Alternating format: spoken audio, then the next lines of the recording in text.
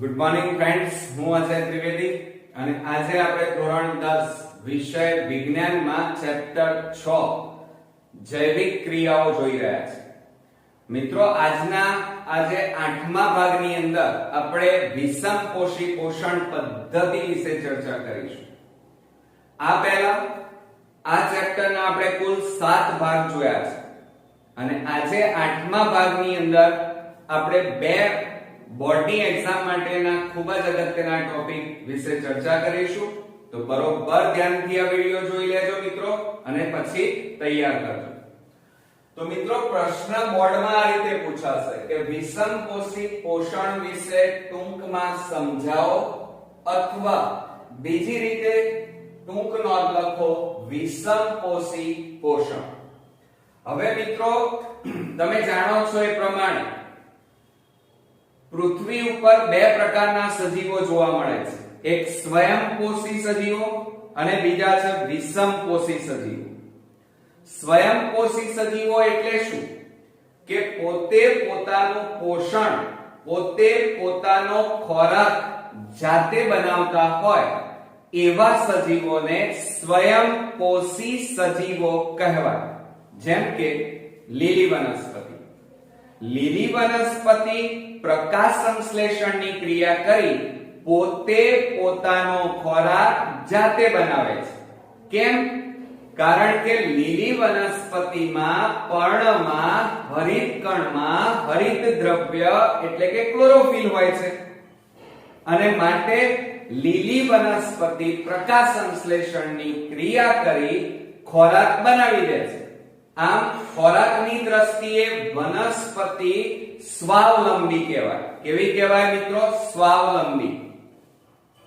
જ્યારે આપણે બધા જે છીએ વાઘ, સિંહ, વરુ, ચિત્તો, દીપડો, બરોબર, ગાય, ભેંસ, બળદ, બકરી અને મનુષ્ય, આપણે બધા ખોરાકની બાબતમાં વનસ્પતિ ઉપર આધાર રાખીને બેઠા છીએ.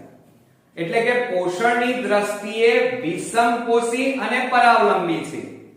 સમજ્યા તમે? કેમ? કારણ કે પૃથ્વી ઉપર વનસ્પતિ સિવાયના બધા જ સજીવો પોતે પોતાનો ખોરાક જાતે બનાવી શકતા નથી અને માટે આપણે ખોરાક માટે વનસ્પતિએ બનાવેલા ખોરાક ઉપર આધારિત રહેવું પડે છે. માટે આપણે બધા પોષણની દ્રષ્ટિએ પરાવલંબી કહેવાય. ઓકે મિત્રો, તો આ વસ્તુ તમારે ધ્યાનમાં રાખવાની છે. હવે આપણે વિષમપોષી પોષણની વાત કરતા હોઈએ ત્યારે બરોબર ધ્યાન રાખજો કે ક્લોરોફિલ. હવે ક્લોરોફિલ કોનામાં આવેલું હોય? તો લીલી વનસ્પતિના પર્ણમાં હરિત દ્રવ્યની અંદર ક્લોરોફિલ આવેલું હોય. તો આ ક્લોરોફિલ વિહીન સજીવો, ધ્યાન આપજો કે ક્લોરોફિલ વિહીન સજીવો, ક્લોરોફિલ વનસ્પતિમાં હોય, આપણામાં ક્લોરોફિલ નથી એટલે આપણે ક્લોરોફિલ વિહીન સજીવો કહેવાઈએ. તો આપણે બધા વિષમપોષી પોષણ દર્શાવીએ છીએ. એટલે મનુષ્ય અને અન્ય પ્રાણીઓ ખોરાક માટે લીલી વનસ્પતિએ તૈયાર કરેલા જટિલ પોષક દ્રવ્યો, બરોબર, જટિલ પોષક દ્રવ્યો દ્વારા એમને એટલે કે વિષમપોષીઓ દ્વારા ઉપયોગમાં લેવાય છે. સમજો જરા કે ક્લોરોફિલ વિહીન સજીવો એટલે આપણે બધા વિષમપોષી પોષણ દર્શાવીએ છીએ. આપણે બધા અન્ય સજીવોએ એટલે કોણ? વનસ્પતિએ. તો વનસ્પતિએ તૈયાર કરેલા જટિલ પોષક દ્રવ્યો વિષમપોષીઓ દ્વારા એટલે કે આપણા દ્વારા ઉપયોગમાં લેવાય છે. આહાર એટલે ખોરાક ના સ્વરૂપ, તેની પ્રાપ્યતા. ખોરાક કયા સ્વરૂપે છે? ઘન, પ્રવાહી કે વાયુ. બરોબર, એમાં મોટા ભાગે ખોરાક બે સ્વરૂપે હોય, ઘન અને પ્રવાહી સ્વરૂપે. તો ખોરાક કયા સ્વરૂપમાં છે? બીજું એ કેવી રીતે મળે છે, એની પ્રાપ્યતા કેવી છે, તેમજ ખોરાક ગ્રહણ કરવાની દાખલા તરીકે આપણે કોળિયા સ્વરૂપે અંદર શરીરમાં ઉતારીએ છીએ, કોઈ શિકાર કરીને ખાય છે, કોઈ દાણા ખાય છે, એટલે દરેકની પોષણ ખોરાક મેળવવાની પદ્ધતિ અલગ અલગ છે. તો આહારના સ્વરૂપ, તેની પ્રાપ્યતા અને ખોરાક ગ્રહણ, ધ્યાન રાખજો, એક તો સ્વરૂપ, તેની પ્રાપ્યતા અને ખોરાક ગ્રહણ કરવાની રીતને આધારે વિષમપોષી પોષણના કેટલાક પ્રકાર પડે છે અને એ પ્રકારો આપણે જોઈએ મિત્રો. તો ખોરાકનો સ્ત્રોત કેવો છે? એક તો અચળ અને બીજો કેવો છે? સ્થિર હોય છે. યાદ રાખજો, ખોરાકનો જે સ્ત્રોત છે એટલે કે ઉર્જા કેવી હોય? અચળ અને સ્થિર હોય. બરોબર. એનું ઉત્પાદન પણ ન કરી શકાય કે એનો નાશ પણ કરી શકાય નહીં, પરંતુ એનું એક સ્વરૂપમાંથી બીજા સ્વરૂપમાં હંમેશા વહન થાય. આવું થર્મોડાયનેમિક્સ નામના વૈજ્ઞાનિકે આપણને કીધું હતું. તો મોટા ભાગે આપણે જાણીએ છીએ કે ખોરાકનો સ્ત્રોત અચળ અને સ્થિર હોય છે, જેમ કે ઘાસ. બરોબર. એ કેવું છે? તો ઘાસ એક જગ્યાએ ચોટેલું રહે છે, વનસ્પતિ એક જગ્યાએ ચોટેલી રહે છે. તો ઘાસનો ઉપયોગ કોણ કરે છે? ગાય કરે છે. ધ્યાન રાખો. એટલે ઘાસ એ અચળ એટલે કે સ્થિર ઉર્જાનો સ્ત્રોત કહેવાય અને ઘાસ કોણ ખાય? તો ગાય ખાય છે. એનો ઉપયોગ ગાય કરે. ખોરાકનો સ્ત્રોત ગતિશીલ હોય છે. ગતિશીલ એટલે કેવી રીતે? તો સમજો જરા. દાખલા તરીકે વનસ્પતિ એ ઉર્જાનો અચળ સ્ત્રોત કહેવાય. એને કોણ ખાય? તો તીતીગોળો ખાય. તીતીગોળાને કોણ ખાય? દેડકો ખાય. દેડકાને કોણ ખાઈ જાય? તો સાપ ખાઈ જાય. સાપને કોણ ખાય? નોળિયો ખાય. નોળિયાને કોણ ખાય? કોઈ ન ખાય.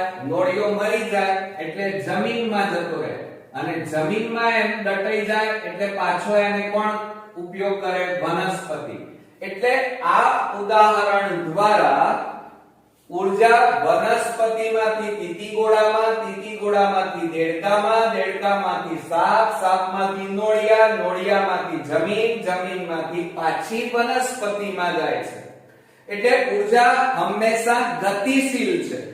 ઉર્જાનું એક સ્વરૂપમાંથી બીજા સ્વરૂપમાં સતત વહન થાય છે અને ઉર્જાનો નાશ થતો નથી. ઉર્જાનો જથ્થો હંમેશા અચળ હોય છે. બરોબર મિત્રો. તો ધ્યાન રાખો કે ખોરાકનો સ્ત્રોત હંમેશા ગતિશીલ હોય છે, જેમ કે હરણ. જો ઘાસ કોણ ખાય? હરણ. હરણને કોણ ખાય? વાઘ અથવા સિંહ. એટલે ઉર્જા ક્યાં ગઈ? ઘાસમાંથી હરણમાં, હરણમાંથી વાઘમાં. ઓકે. સજીવો દ્વારા ખોરાક ગ્રહણ કરવાની અને તેનો ઉપયોગ કરવાની વિવિધ પદ્ધતિઓ વિશે વાત કરીએ. સમજો જરા. કેટલાક સજીવો જટિલ ખોરાકના ઘટકોનું શરીરની બહાર એનું વિઘટન કરે છે અને ત્યારબાદ સરળ સ્વરૂપમાં એને શરીરની અંદર લેતા હોય છે. તો ધ્યાન રાખજો કે કેટલાક સજીવો જટિલ ખોરાકને શરીરની બહાર એનું પાચન કરી નાખે છે, વિઘટન કરી અને સરળ રૂપમાં ફેરવ્યા પછી શરીરની અંદર દાખલ કરે છે. ત્યાર પછી એમાં ઉદાહરણ તરીકે જોઈએ તો તંતુમય ફૂગ. કઈ? યાદ રાખજો ટૂંકા પ્રશ્નમાં તંતુમય ફૂગ, જેને આપણે બ્રેડ મોલ્ડ તરીકે ઓળખીએ છીએ. Bread mould. આ ઉપરાંત ઈસ્ટ અને મશરૂમ જેવી ફૂગ એ મોટા ભાગે શું કરે છે? તો શરીરની બહાર આ જટિલ પદાર્થોનું સરળ પદાર્થોમાં વિઘટન કરી અને પછી એનો ઉપયોગ કરે છે. એટલે કે પછી શરીરમાં દાખલ કરે છે.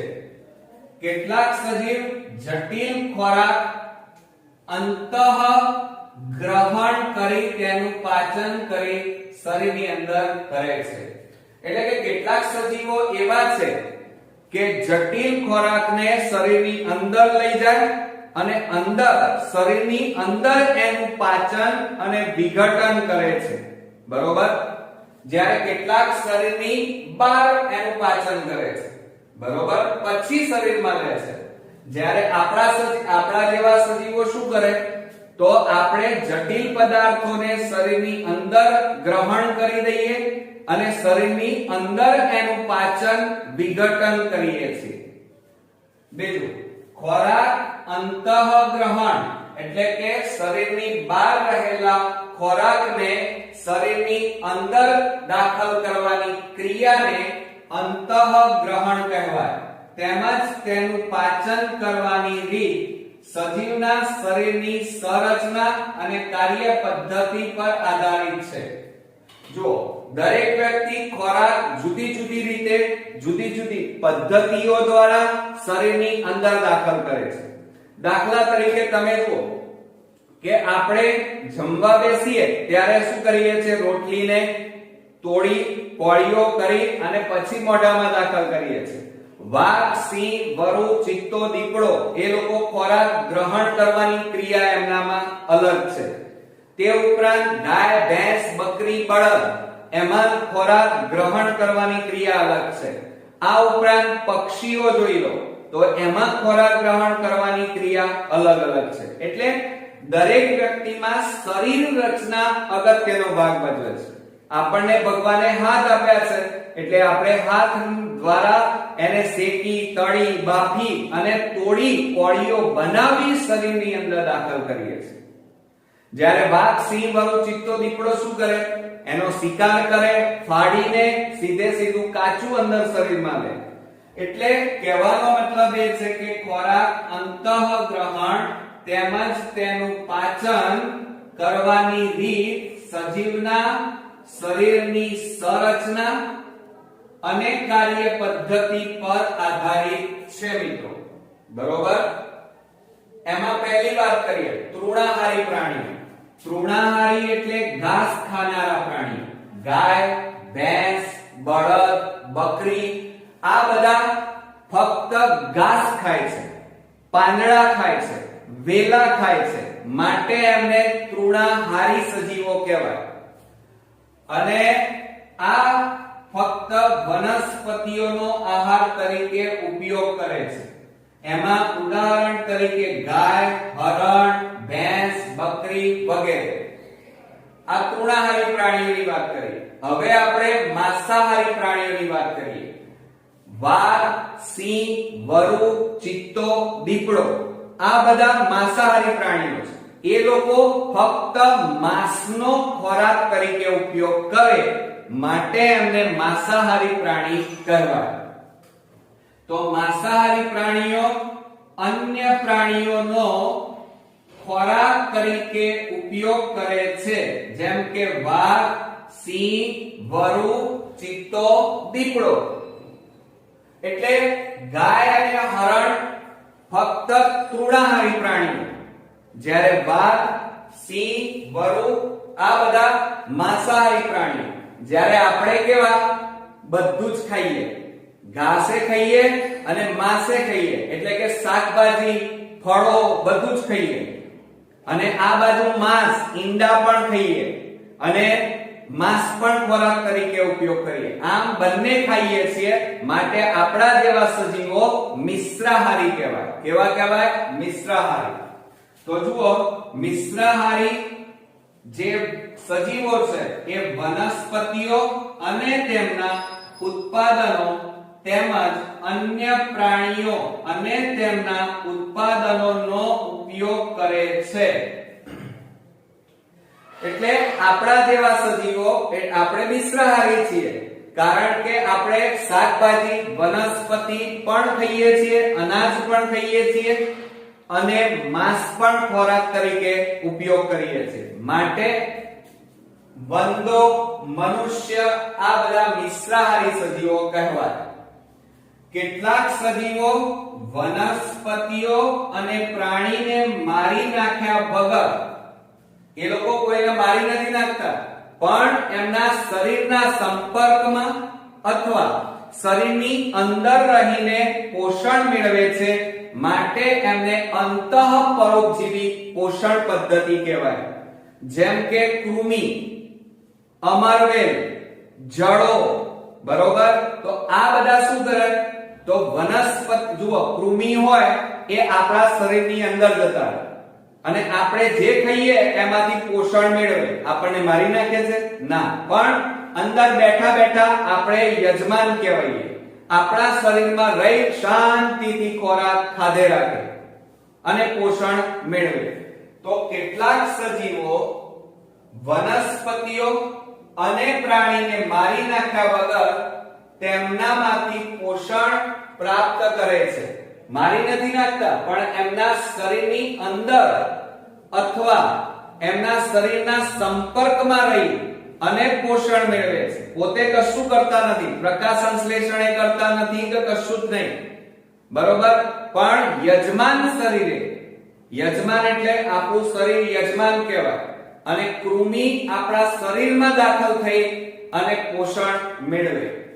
તો પરોપજીવી પોષણ પદ્ધતિ ઘણા સજીવો દ્વારા દર્શાવાય છે. પરોપજીવી પોષણ પદ્ધતિ જેમ કે અમરવેલ, ઉધઈ, જૂ, જડો અને પટ્ટીકૃમિ. ઉદાહરણ ટૂંકા પ્રશ્નમાં યાદ રાખજો કે પરોપજીવી પોષણ પદ્ધતિ અમરવેલમાં, ઉધઈ, જૂ, જડો અને પટ્ટીકૃમિમાં મિત્રો જોવા મળે છે. ઓકે, તો આ હતી વિષમ પોષણ પદ્ધતિની આપણે ચર્ચા કરી.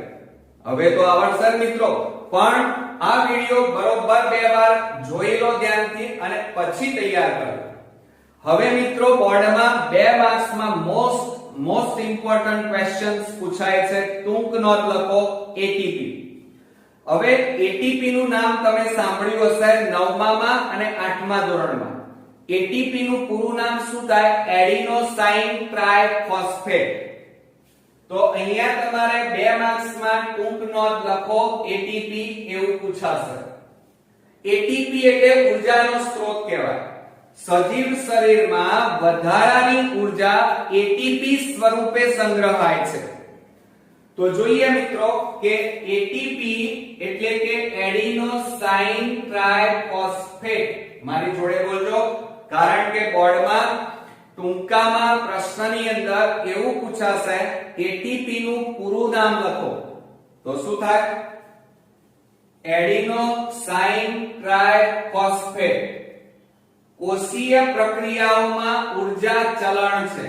આ એટીપી એ શું? દાખલા તરીકે રૂપિયા.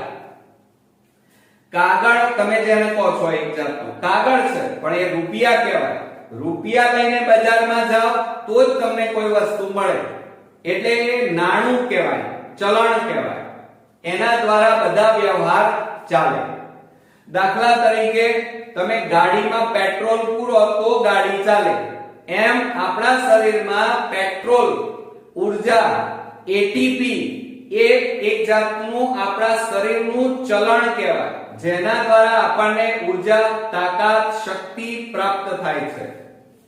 હવે એટીપી નું નિર્માણ કેવી રીતે થાય છે તો એની વાત કરીએ.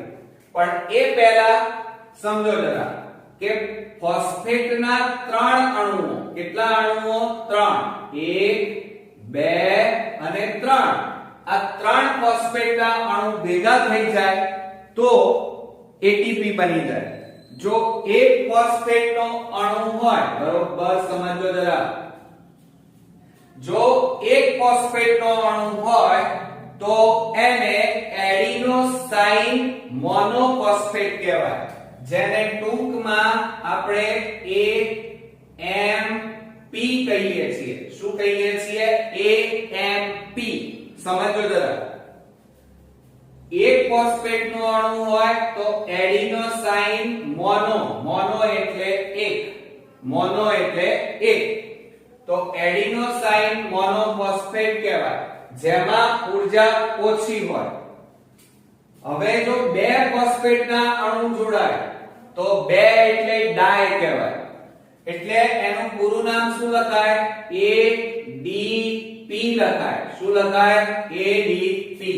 એડિનોસાઇન ડાયફોસ્ફેટ. શું લખાય? એડિનોસાઇન ડાયફોસ્ફેટ. ઓકે. અને જો ફોસ્ફેટના 3 અણુ જોડાઈ જાય તો પછી ATP એટલે કે એડિનોસાઇન ટ્રાઇફોસ્ફેટ બને. એટલે સમજ્યા તમે? મોનો એટલે એક, ડાય એટલે બે અને ટ્રાય એટલે ત્રણ ફોસ્ફેટના અણુ. તો કોષીય શ્વસન દરમિયાન, કોષોની અંદર શ્વસન દરમિયાન મુક્ત થતી જે ઊર્જા છે એ ઊર્જા ADP સાથે, ઊર્જા એટલે ફોસ્ફેટ, એ ADP સાથે એડિનોસાઇન ડાયફોસ્ફેટ સાથે અકાર્બનિક ફોસ્ફેટના જોડાણમાં ઉપયોગ થાય છે. એટલે સમજો જરા, હું અહીંયા તમને થોડું દોરીને સમજાવું જેથી કરીને તમને થોડું વધારે સમજણ પડે. તો જુઓ, આ રીતે જો એનું બંધારણ હોય મિત્રો, આ રીતે એક ફોસ્ફેટનો અણુ હોય, બરોબર, તો કોષીય શ્વસન દરમિયાન આ રીતે ફોસ્ફેટનો એક અણુ હોય તો એને AMP કહેવાય. શું કહેવાય? AMP એટલે કે એડિનોસાઇન મોનોફોસ્ફેટ કહેવાય. આમાં ઊર્જા ઓછી હોય. હવે જો આ એક ફોસ્ફેટના અણુ સાથે જો બે ફોસ્ફેટના અણુ જોડાઈ જાય, આ રીતે બીજો ફોસ્ફેટનો અણુ જોડાઈ જાય એટલે કુલ કેટલા થયા? બે. બે થાય તો એને ADP કહેવાય, એડિનોસાઇન ડાયફોસ્ફેટ. એટલે આના કરતા આમાં ઊર્જા વધારે હોય. અને ત્રીજું આપણે લઈએ તો આ ADP સાથે, આ ADP એટલે કે ફોસ્ફેટના આ બે અણુઓ સાથે ત્રીજો ફોસ્ફેટનો અણુ જોડાઈ જાય એટલે 1 2 3 થયા. તો હવે આ શું બની ગયું? ATP. ઓકે, ખ્યાલ આવી ગયો મિત્રો? એટલે જો એક ફોસ્ફેટ હોય તો AMP એડિનોસાઇન મોનોફોસ્ફેટ, બે ફોસ્ફેટના અણુ હોય તો એડિનોસાઇન ડાયફોસ્ફેટ, અને બે આ ADP સાથે બીજો એક ફોસ્ફેટ જોડાઈ જાય તો ATP બને છે.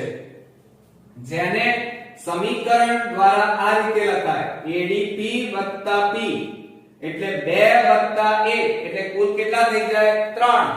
એટલે કે ADP અને આ વચ્ચે આ શું કર્યું છે સમજો જરા. આ વચ્ચે જે મેં આ રીતે કર્યું છે એ શું છે? આ તો એ બંધ બનાવે છે. બંધને આ રીતે દર્શાવાય, આમ આ રીતે લખવા, આ દોરવાનું.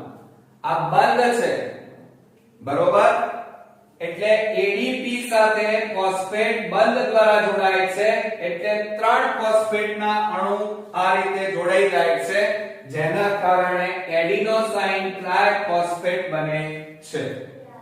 હવે એનો સંગ્રહ કેવી રીતે થાય છે એની વાત કરીએ. તો પાણીના અણુનો ઉપયોગ કરી, કોનો?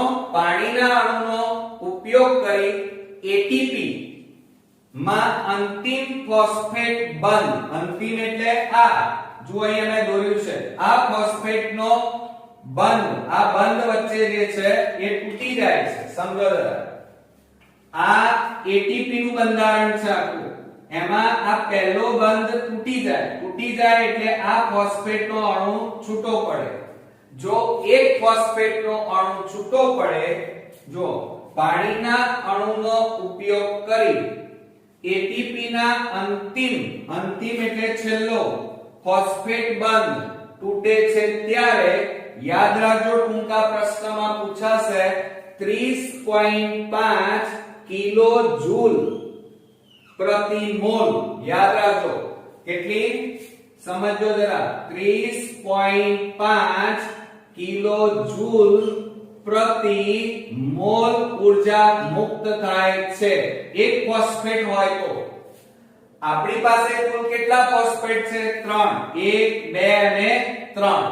તો 3 ફોસ્ફેટના અણુ ભેગા થાય તો વધારે ઊર્જા છૂટી પડે. એક ફોસ્ફેટનો અણુ છૂટો પડે તો 30.5 કિલો જૂલ પ્રતિ મોલ સમકક્ષ ઊર્જા મુક્ત થાય છે. એનો મતલબ એ થયો કે અંતિમ એટલે છેલ્લો ફોસ્ફેટ બંધમાં આટલી ઊર્જા, કેટલી છેલ્લા બંધમાં કેટલી ઊર્જા છે મિત્રો? આ છેલ્લા ફોસ્ફેટમાં 30.5 કિલોજૂલ પ્રતિ મોલ ઊર્જા સમાયેલી છે એક ફોસ્ફેટમાં. આપણી પાસે કેટલા છે? 3. એટલે આને 3 વડે ગુણી નાખો એટલી ઊર્જા એક એટીપી ના અણુમાંથી મળે, પ્રાપ્ત થાય. ઓકે. બીજું, હવે આ એટીપી નો ઉપયોગ ક્યાં થાય છે? તો જેમ પેટ્રોલ આપણે ગાડીમાં નાખીએ તો ગાડી દોડતી થઈ જાય, એમ આપણા શરીરમાં એટીપી વપરાય, ઊર્જા છૂટી પડે તો શું થાય? તો જુઓ મિત્રો કે આપણા કોષોમાં થતી ઊર્જા ગ્રાહી ક્રિયાઓમાં એટીપી નો ઉપયોગ થાય છે. સમજો જરા કે કોષોની અંદર થતી ઊર્જા ગ્રહણ કરવાની ક્રિયામાં એટીપી વપરાય છે. આ એટીપી એટલે ઊર્જા નો ઉપયોગ સ્નાયુઓના, આ તમે ઊંચા નીચા હલન ચલન આ રીતે કરો છો, એ શેના કારણે? સ્નાયુઓના હલનચલનના કારણે. તો ધ્યાન આપજો મિત્રો કે એટીપી ઊર્જાનો ઉપયોગ દ્વારા સ્નાયુઓનું સંકોચન, વિકોચન, આ ઉપરાંત પ્રોટીન સંશ્લેષણ એટલે કે પ્રોટીનનું નિર્માણ, આ ઉપરાંત ઉર્મી વેગના વહન માટે, પ્રચલન માટે વગેરે ક્રિયાઓ માટે ઊર્જા ક્યાંથી પ્રાપ્ત થાય છે? એટીપી માંથી. આપણે જીવીએ અને મરીએ ત્યાં સુધી જે કંઈ પણ ક્રિયાઓ કરીએ છીએ, હલન ચલન, પ્રચલન, શ્વસન, હાથ ઊંચા કરી સ્નાયુઓનું હલનચલન, બરોબર, સંકોચન, વિકોચન, આ બધું જ એટીપી ને આભારી છે.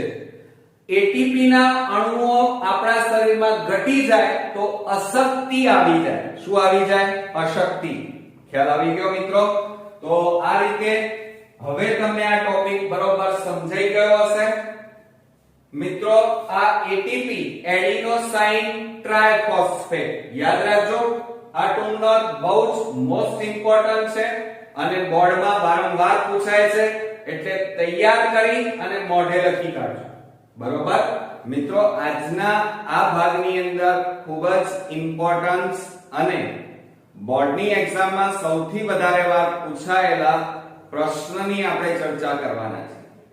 મિત્રો આજનો પ્રશ્ન આપણો વિભાગ ઈ માં પૂછાય છે, સાથે સાથે ટૂંકા પ્રશ્નમાં પણ પૂછાય, સાથે સાથે કારણોમાં પણ પૂછાય અને સાથે સાથે એનો ચાર્ટ એકલો પણ અલગથી પૂછાય છે.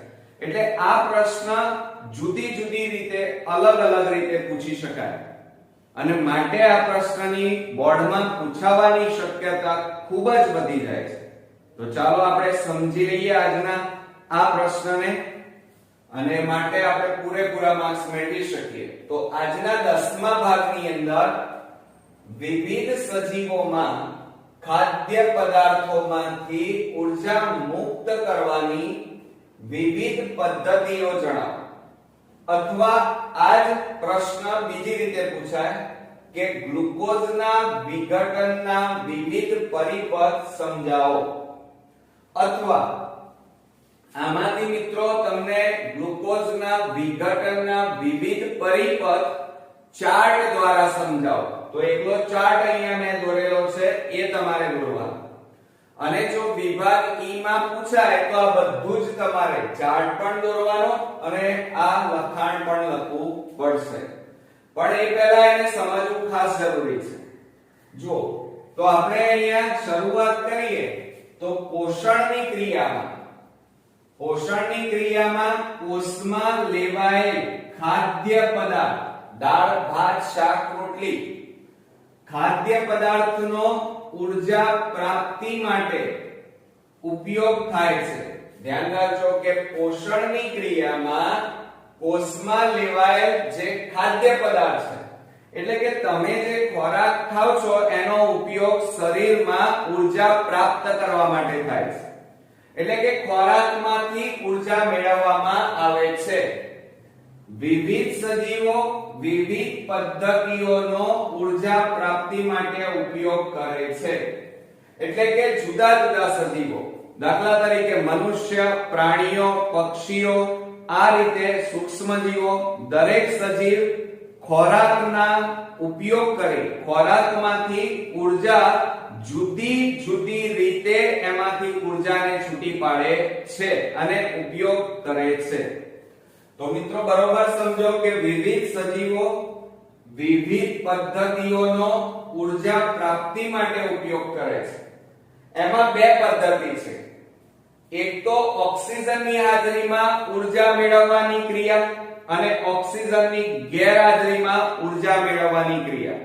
એટલે કે ખોરાકમાંથી ઉર્જા મેળવવા માટે ઓક્સિજન વપરાય તો એ જારક શ્વસન, અને ખોરાકમાંથી ઉર્જા મેળવવા માટે ઓક્સિજન ગેરહાજર હોય તો એને અજારક શ્વસન કહેવાય. અને સાથે સાથે જુઓ અહીંયા મિત્રો કે કેટલાક સજીવો ગ્લુકોઝના સંપૂર્ણ વિઘટન માટે ઓક્સિજનનો ઉપયોગ કરે છે.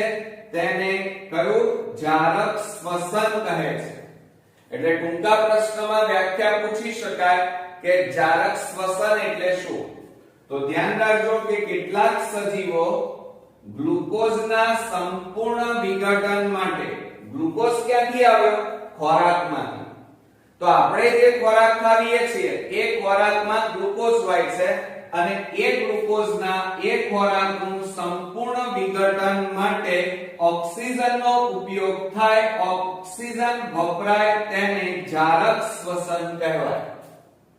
હવે અજારક શ્વસનની વાત કરીએ તો કેટલાક સજીવો ઓક્સિજનનો ઉપયોગ કર્યા વગર, ધ્યાન રાખજો ઓક્સિજન ગેરહાજર છે અને ગ્લુકોઝનું અપૂર્ણ, જો અહીંયા સંપૂર્ણ દહન થાય છે, અહીંયા અપૂર્ણ એટલે કે થોડુંક વિઘટન કરે છે, તેને અજારક શ્વસન કહે છે. એટલે મિત્રો અહીંયા અજારક અને જારક શ્વસનનો તફાવત પણ પૂછી શકાય. તો ધ્યાન આપજો કે ગ્લુકોઝનું સંપૂર્ણ વિઘટન ઓક્સિજનની હાજરીમાં થાય તો એને જારક શ્વસન કહેવાય, અને જે સજીવોમાં ગ્લુકોઝનું વિઘટન ઓક્સિજનની ગેરહાજરીમાં થાય તો અપૂર્ણ વિઘટન થાય તો એને અજારક શ્વસન કહેવાય. એટલે જારક શ્વસનમાં ઓક્સિજન મિત્રો હાજર હોય, અજારક શ્વસનમાં ઓક્સિજન ગેરહાજર હોય. અહીંયા ગ્લુકોઝનું સંપૂર્ણ વિઘટન થાય અને અજારક શ્વસનમાં ગ્લુકોઝનું અપૂર્ણ વિઘટન થાય. બીજી, જારક શ્વસન દ્વારા ઉર્જા મોટા પ્રમાણમાં, વધારે પ્રમાણમાં મુક્ત થાય અને અજારક શ્વસનમાં ઉર્જા ઓછી મુક્ત થાય. એટલે કયું શ્વસન સારું મિત્રો? જારક શ્વસન. ઓકે, એટલે આના ઉપરથી તમારે કારણ પણ પૂછાય છે કે અજારક શ્વસન એ જારક શ્વસન કરતા કઈ રીતે નબળું છે, અથવા બીજી રીતે પૂછાય ઊંધી રીતે કે જારક શ્વસન એ અજારક શ્વસન કરતા કઈ બાબતમાં ચડિયાતું છે. તો ધ્યાન આપજો, આના ઉપરથી વૈજ્ઞાનિક કારણ પણ પૂછી શકાય. હવે ગ્લુકોઝનું વિઘટનની વાત કરીએ તો મેં હમણાં હાલ વાત કરી કે જુદા જુદા સજીવોમાં ખોરાકનું એટલે કે ગ્લુકોઝનું વિઘટન જુદી જુદી રીતે થાય છે. કોઈ ઓક્સિજનની હાજરીમાં વિઘટન કરે, કોઈ ઓક્સિજનની ગેરહાજરીમાં વિઘટન કરે. ઓક્સિજનની હાજરી હોય તો જારક શ્વસન, ઉર્જા વધારે મુક્ત થાય, અને અજારક શ્વસન હોય તો ઓક્સિજન ગેરહાજર અને થોડાક જ પ્રમાણમાં ઉર્જા છૂટી પડે.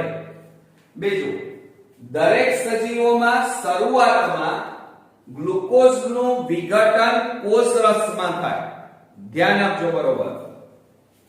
હવે આપણે ગ્લુકોઝનું વિઘટન ભણવા જઈ રહ્યા છીએ કે ઉર્જા મુક્ત કરવાની બધી અવસ્થાઓ બધી અવસ્થાઓના પ્રથમ તબક્કામાં ગ્લુકોઝનું એટલે ગ્લુકોઝ એટલે એનું અણુ સૂત્ર શું થાય C6H12O6 થાય એટલે કાર્બન કેટલા 6 તો જુઓ ઊર્જા મુક્ત કરવાની બધી અવસ્થાઓમાં પ્રથમ તબક્કામાં કયા તબક્કામાં પ્રથમ તબક્કો એટલે આ પ્રથમ તબક્કો કહેવાય તો પ્રથમ તબક્કામાં ગ્લુકોઝ 6 કાર્બન યુક્ત કાર્બન કેટલા છે 6 ના અણુનું પાયરુવેટ ના બે અણુ બને પાયરુવેટ એટલે એનું બીજું નામ છે પાયરુવિક એસિડ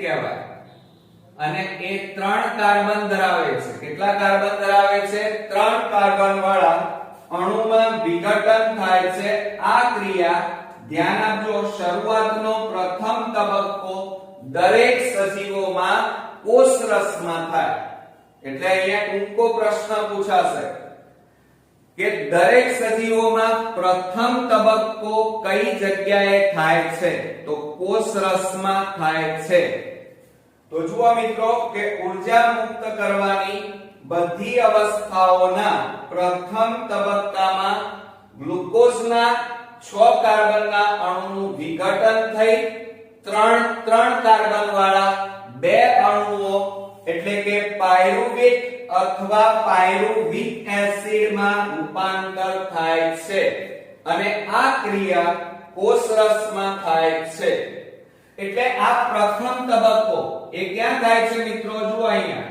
કોષરસમાં થાય છે ઓકે દરેક સજીવોમાં હવે જુઓ હવે આ પાયરુવેટ એટલે કે આ પાયરુવિક એસિડ 3 કાર્બન વાળા ચયાપચયનો આધાર હવે જો એક શબ્દ આવે કયો તો મિત્રો ચયાપચય એટલે એનું જો તમે સંધિ છૂટી પાડો તો શું થાય ચય વત્તા અપચય હવે જુઓ ચયનો મતલબ શું થાય સર્જનાત્મક ઊર્જાનું નિર્માણ થાય અને અપચય એટલે ઊર્જા ઘટે અને ઊર્જા વપરાય બરોબર ચય ક્રિયા હોય તો સર્જનાત્મક અને અપચય ક્રિયા હોય તો વિનાશાત્મક ક્રિયા કહેવાય તો પાયરુવેટના 3 કાર્બન વાળા અણુનું ચયાપચયનો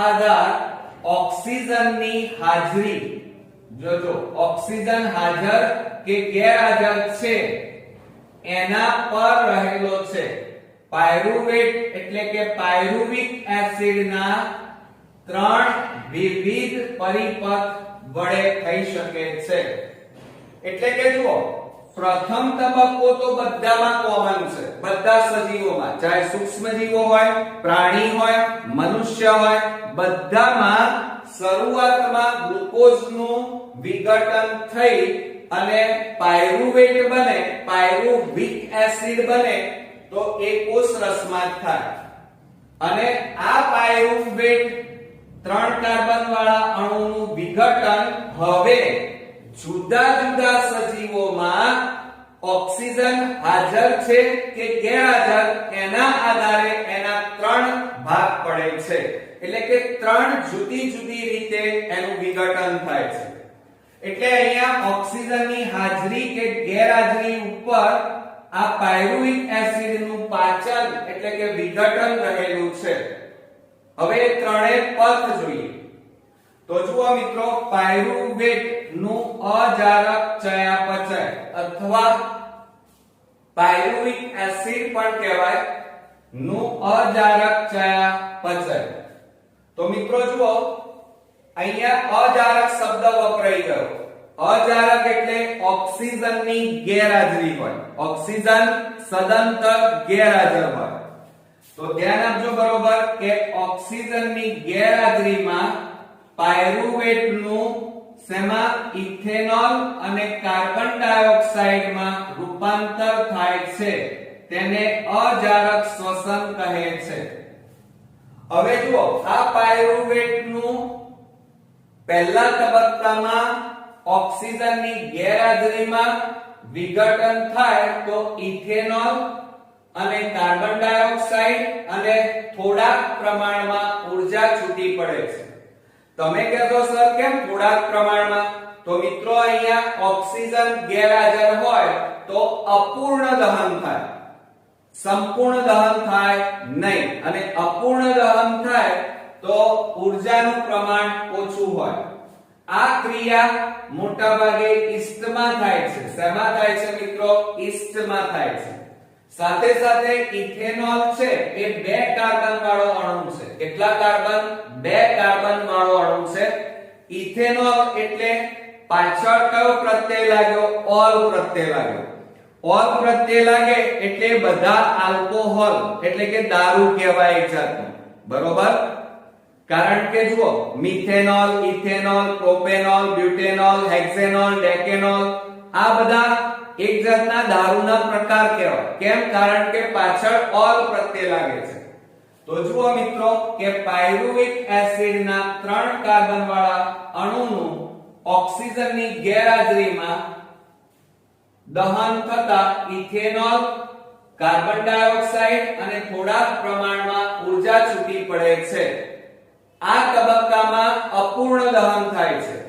કેમ? કારણ કે ઓક્સિજનની ગેરહાજરી છે અને આ ક્રિયા ઈસ્ટ જેવા સૂક્ષ્મ જીવોમાં થાય છે. તો જુઓ આ ક્રિયા મોટા ભાગે ઈસ્ટમાં આથવણની ક્રિયા કહેવાય. ઓક્સિજન ગેરહાજર હોય તો એ આથવણ અથવા કોહવાણ, એને શું કહેવાય? કોહવાણ થયું એમ કહેવાય. બરોબર?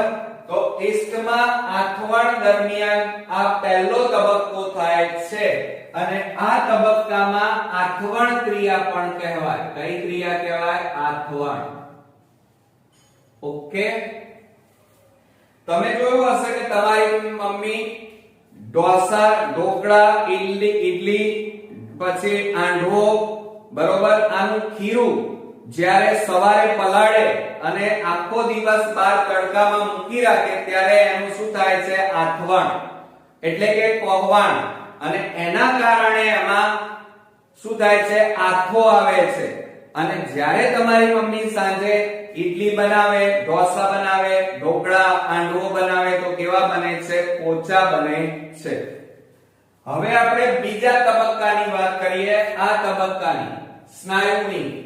તો જુઓ જ્યારે આપણી સ્નાયુ પેશીમાં એટલે કે પ્રાણી મનુષ્યમાં સ્નાયુ પેશીમાં ઓક્સિજનનો અભાવ હોય એટલે કે જ્યારે કસરત કરતા હોઈએ ત્યારે ઓક્સિજન ઓછો મળતો હોય તો એ ઓક્સિજનનો અભાવ કે ઓછું પ્રમાણ હોય ત્યારે કસરત દરમિયાન ત્યારે પાયરુવેટનું એટલે કે આ પાયરુવેટ 3 કાર્બન વાળા અણુનું ધ્યાન રાખજો ઓક્સિજનના અભાવે સ્નાયુ પેશીમાં ક્યાં લેક્ટિક એસિડ ધ્યાન આપજો લેક્ટિક એસિડ જે 3 કાર્બન વાળા અણુ છે અને તે ઉપરાંત થોડા પ્રમાણમાં આપણને ઊર્જા પ્રાપ્ત થાય છે એટલે સમજો બરોબર કે માનવ શરીરમાં કસરત દરમિયાન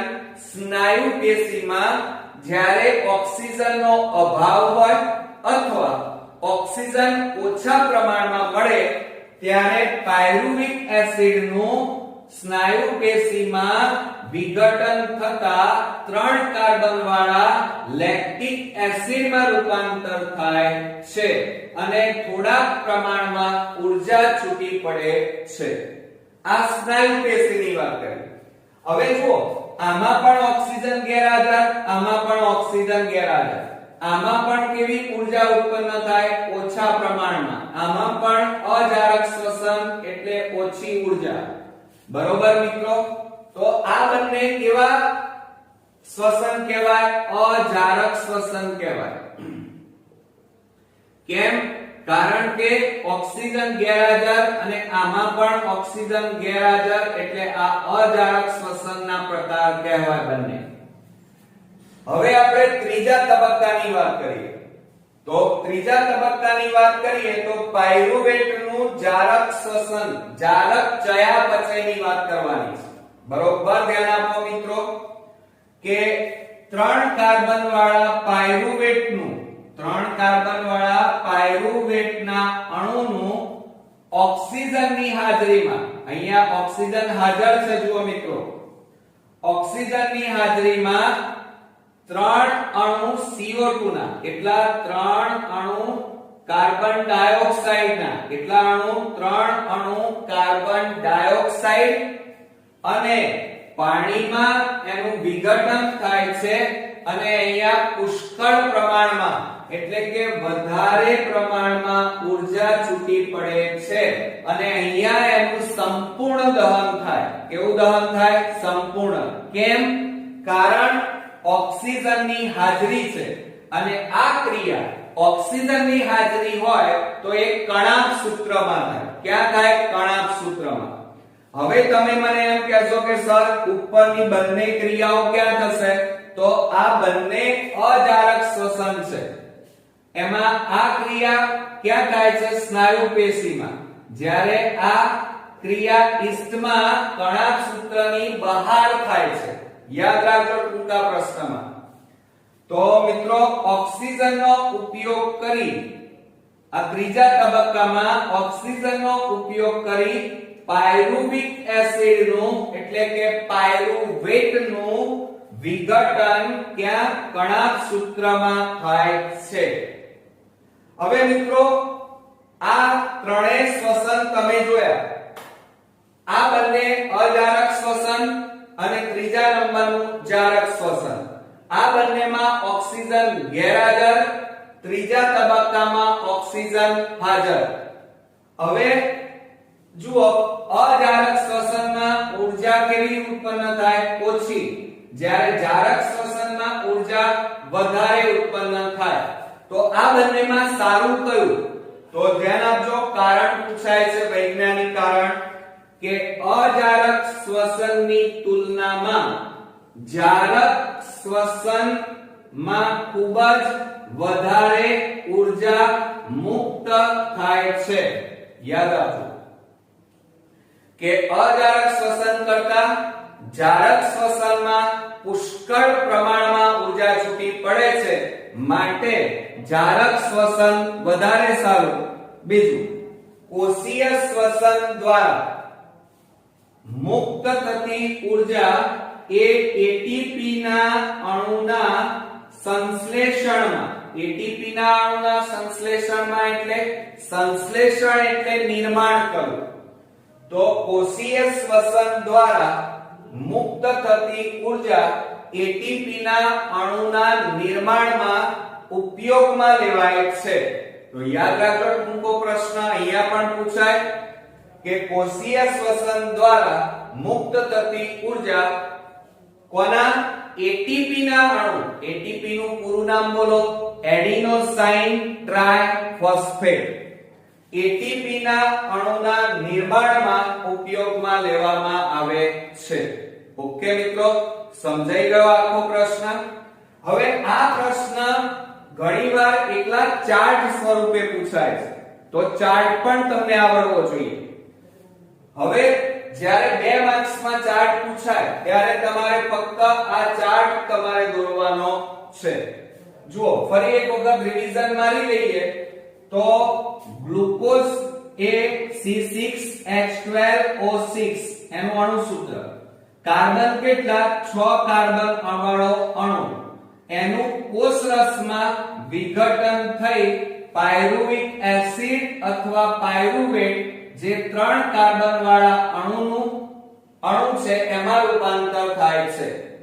આ કયો તબક્કો છે મિત્રો? તો આ તમારો પ્રથમ તબક્કો કહેવાય. કયો તબક્કો છે? પ્રથમ તબક્કો.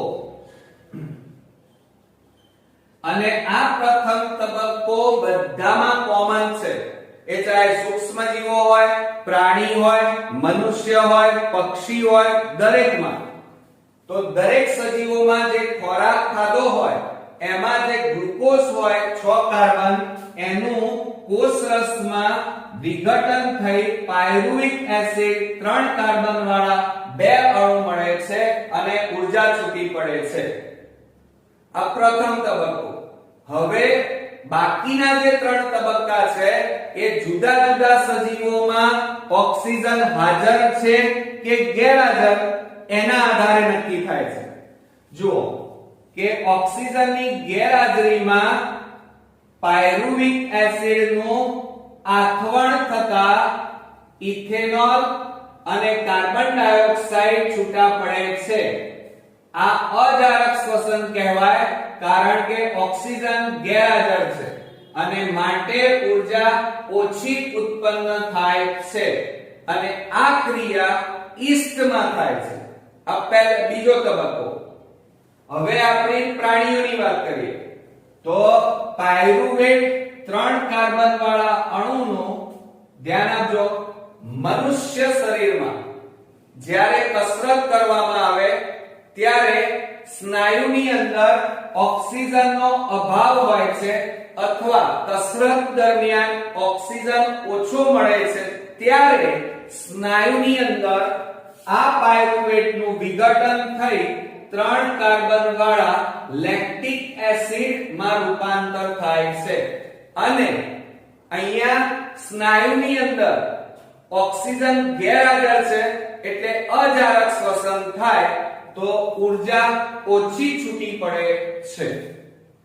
હવે આગળ ત્રીજા તબક્કાની બીજી વાત કરીએ તો પાયરુવેટ એટલે કે પાયરુવિક એસિડ 3 કાર્બન વાળા અણુનું ઓક્સિજનની હાજરીમાં એટલે કે માનવ શરીર, પ્રાણી શરીર, પક્ષી વગેરે એમાં જો ઓક્સિજનની હાજરી હોય તો કણાભ સૂત્રમાં આ પાયરુવિક એસિડનું વિઘટન થઈ કાર્બન ડાયોક્સાઇડના 3 અણુ અને પાણી છૂટું પડે છે અને પુષ્કળ પ્રમાણમાં ઊર્જા છૂટી પડે છે મિત્રો. હવે આ ઊર્જા કેટલી તો 686 કિલો જૂલ પ્રતિ મોલ જેટલી સંપૂર્ણ દહનમાં મિત્રો ઊર્જા છૂટી પડે છે. તો યાદ રાખજો કેટલી મિત્રો 686 કિલો જૂલ પ્રતિ મોલ જેટલી ઊર્જા છૂટી પડે છે. તો મિત્રો આ હતો આપણો બોર્ડની એક્ઝામ માટેનો ખૂબ જ અગત્યનો પ્રશ્ન કે જેમાંથી ટૂંકા પ્રશ્નો, વૈજ્ઞાનિક કારણ, તે ઉપરાંત તફાવત અને ચાર્ટ અને તે ઉપરાંત મુદ્દાસર થિયરી પણ પૂછી શકાય. એટલે આ વિડિયો આપણા માટે ખૂબ જ અગત્યનો છે. તો મિત્રો ધ્યાનથી 2 થી 3 વાર જોઈ સમજી લેજો અને પછી જો તૈયાર કરશો તો તમારે આ પ્રશ્ન ગોખવો નહીં પડે અને બોર્ડમાં તમે સરળતાથી સારી રીતે લખી અને પૂરેપૂરા માર્ક્સ મેળવી શકશો. આજના આ ભાગની અંદર આપણે પ્રકાશ સંશ્લેષણ માટે CO2 વાયુની જરૂર છે એ સાબિત કરતો આપણે પ્રયોગ જોવાનો છે. મિત્રો આ પહેલા આપણે કુલ 5 ભાગ ઓલરેડી જોઈ ચૂક્યા છે અને કદાચ જો તમારે જોવાના બાકી હોય તો જરૂરથી આપણી ચેનલ ઉપર જોઈ લેજો અને તૈયાર પણ કરી નાખજો. આજે મિત્રો જે પ્રયોગ જોવાના છીએ એમાં જુઓ પ્રકાશ સંશ્લેષણ માટે કાર્બન ડાયોક્સાઇડ વાયુ જરૂરી છે તે ચકાસતો પ્રયોગ વર્ણવવાનો છે આપણે. હવે એમાં સાધનોની વાત કરીએ તો સાધનોમાં 2 કાચની બરણી લીધેલી છે, બેલચાર કહેવાય એને. સાથે સાથે આ નીચે સ્ટેન્ડ, 2 એક સરખા છોડ તાજા એમના કુંડા લેવાના. એટલે કે જુઓ કુંડામાં ઉગાડેલા છોડ, 2 બેલજાર અને સાથે સાથે આ એક વોચ ગ્લાસ અથવા કાચનો બાઉલ કહેવાય. બરોબર, આ સાધનોની વાત કરી. હવે પદાર્થોની અંદર તમારે KOH એટલે કે પોટેશિયમ હાઇડ્રોક્સાઇડ લેવાનું. આ ઉપરાંત આલ્કોહોલ અને આયોડીન લઈશું. તમને એમ થાય કે સર આ પ્રયોગમાં આલ્કોહોલ અને આયોડીનની તો જરૂર નથી. મિત્રો જરૂર પડશે, કારણ કે ગયા વિડિયોમાં જો તમે જોયું હોય તો આપણે સ્ટાર્ચની હાજરી માટેના પ્રયોગની અંદર આલ્કોહોલ અને આયોડીનના દ્રાવણનો ઉપયોગ કર્યો હતો અને આ દ્રાવણનો ઉપયોગ કરી આપણે વનસ્પતિમાં સ્ટાર્ચની હાજરી ચકાસી શકાય છે. અને એટલા માટે આ પ્રયોગમાં આપણે જો અહીંયા પોટેશિયમ હાઇડ્રોક્સાઇડ બરોબર અને સાથે સાથે આલ્કોહોલ અને આયોડિન નું દ્રાવણ આપણે અહીંયા લેવાનું છે. હવે પદ્ધતિની વાત કરીએ તો બરોબર ધ્યાન આપો કે સૌપ્રથમ બે સમાન ઊંચાઈ ધરાવતા તંદુરસ્ત છોડ લેવાના. બરોબર, તો સમાન તંદુરસ્ત છોડ ઉગાડેલા બે કુંડા લો. આ બંને કુંડાને 3 દિવસ સુધી બંને કુંડાને અંધારામાં રાખી મૂકો. અંધારામાં રાખી મૂકીએ તો શું થાય મિત્રો?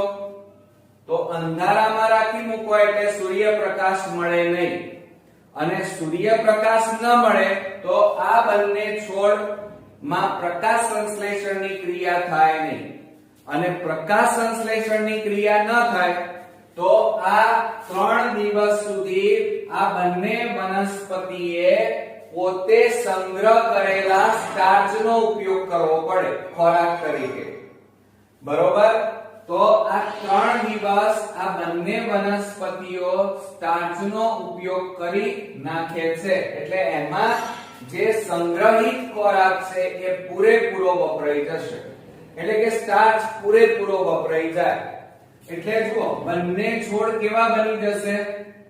બંને છોડના પર્ણ સ્ટાર્ચ વિહીન બની જશે. બરોબર, હવે બીજી વાત કરીએ કે 3 દિવસ પછી અંધારામાં રાખ્યા પછી આ બંને છોડને અલગ અલગ કાચની પટ્ટી પર મૂકો. કાચની પટ્ટી ઉપર એટલે આ જે કાચની પટ્ટી દેખાય છે એના ઉપર મૂકવાના છે. એમાં એક કુંડા ઉપર તમારે A નામ લખવાનું, બીજા કુંડા ઉપર B નામ લખો. બરોબર, કુંડા A ની પ્લેટ પર જોજો, કુંડા A ની આ જે પ્લેટ છે એના ઉપર વોચ ગ્લાસમાં KOH ધ્યાન રાખજો. વોચ ગ્લાસમાં શું લેવાનું છે? પોટેશિયમ હાઇડ્રોક્સાઇડ લેવાનો છે. કયા કુંડાની નજીક?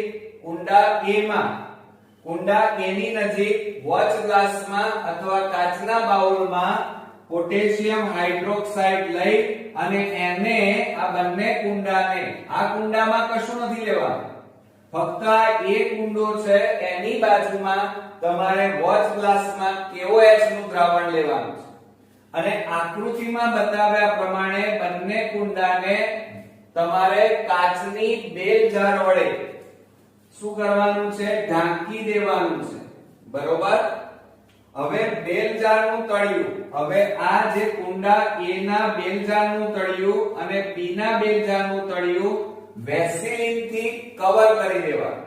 વેસેલિન એટલા માટે કે હવાની અવરજવર થઈ શકે નહીં, એટલે કે બેલજારનું તળિયું અને કાચની પ્લેટ વચ્ચે વેસેલિન લગાવો. શું લગાવવાનું? વેસેલિન કાં તો ગ્રીસ લગાડી હવા ચુસ્ત કરો, એટલે કે બહારની હવા અંદર કુંડામાં દાખલ ન થાય અને કુંડાની અંદર રહેલી હવા બહાર ન નીકળી જાય. એ રીતે આ બંને કુંડાને હવા ચુસ્ત રીતે વેસેલિન કાં તો ગ્રીસ લગાવો. હવે જુઓ બંને છોડને તમારે શું કરવાનું? 2 થી 3 કલાક. કેટલા કલાક? 2 થી 3 કલાક સૂર્યપ્રકાશમાં મૂકવાના.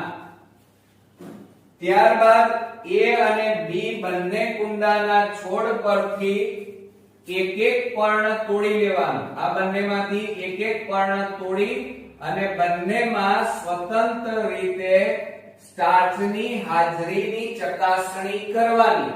પણ કોની મદદથી મિત્રો? તો અહીંયા આલ્કોહોલ અને આયોડિનના દ્રાવણની મદદથી પર્ણમાં રહેલા સ્ટાર્ચની હાજરી ચકાસવી. બરોબર, હવે આપણે આ પ્રયોગમાં કરીશું. ફરી એક વખત નજર મારી લઈએ અને ત્યારબાદ એના અવલોકન ઉપર આપણે વિસ્તૃતમાં ચર્ચા કરીએ. મિત્રો, આ પ્રયોગમાં પ્રકાશ સંશ્લેષણ માટે CO2 વાયુની હાજરી જરૂરી છે એ ચકાસવા માટેનો આ પ્રયોગ છે. એમાં સાધનોમાં કુંડામાં ઉગાડેલા છોડ, પછી બેલજાર, વોચ ગ્લાસ અને પદાર્થોની અંદર પોટેશિયમ હાઇડ્રોક્સાઇડ, આલ્કોહોલ અને આયોડિનનું દ્રાવણ લેવાનું.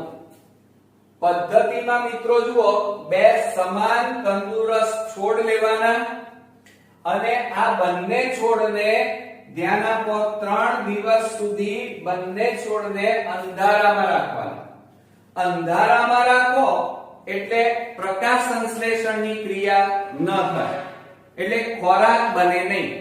તો આ 3 દિવસ આ બંને વનસ્પતિ પોતાના પર્ણોમાં સંગ્રહિત સ્ટાર્ચનો ઉપયોગ કરી નાખશે. એટલે સ્ટાર્ચ બધું વપરાઈ જવાનું. સ્ટાર્ચ એટલે ખોરાક. પછી શું કરવાનું? ધ્યાન આપો, આ બંને છોડને ધ્યાન રાખો 3 દિવસ પછી આ છોડને અલગ અલગ કાચની પટ્ટી ઉપર મૂકી દેવાના. મૂકી દીધા પછી બંને છોડને A અને B નામ આપવાનું. એમાં એક કુંડાની નજીક વોચ ગ્લાસમાં પોટેશિયમ હાઇડ્રોક્સાઇડ નું દ્રાવણ લેવાનું, એમાં આની અંદર. અને ત્યારબાદ બંને કુંડાને આ રીતે બેલજારથી, કાચના બેલજારથી એને ઢાંકી દેવાનું. આમાં બી કુંડામાં કોઈ દ્રાવણ લેવાનું નથી. પછી આ બંને કુંડાને વેસલિનથી હવા ચુસ્ત કરી નાખવાનું. વેસલિન પણ લગાડી શકાય અને ગ્રીસ પણ લગાડી શકાય, જેથી બહારની હવા આ બરણીની અંદર દાખલ ન થાય અને બરણીની અંદર રહેલી હવા બહાર ન નીકળી જાય. એટલા માટે એને વેસલિન અથવા ગ્રીસથી હવા ચુસ્ત કરવાની. હવે શું કરવાનું? આ બંને કુંડાને ત્યારબાદ 2 થી 3 કલાક સૂર્યપ્રકાશમાં મૂકવાના. મૂક્યા પછી તમારે આ બંને કુંડાના એક એક પર્ણ તોડી લેવાના અને તોડી લઈ આલ્કોહોલ અને આયોડિનની મદદથી બંને પર્ણમાં સ્ટાર્ચની હાજરી ચકાસવાની. ઓકે, તો મિત્રો હવે આપણે અવલોકન તરફ વળીએ. જુઓ, અવલોકનમાં જુઓ, બેલજારની અંદર કયો વાયુ છે?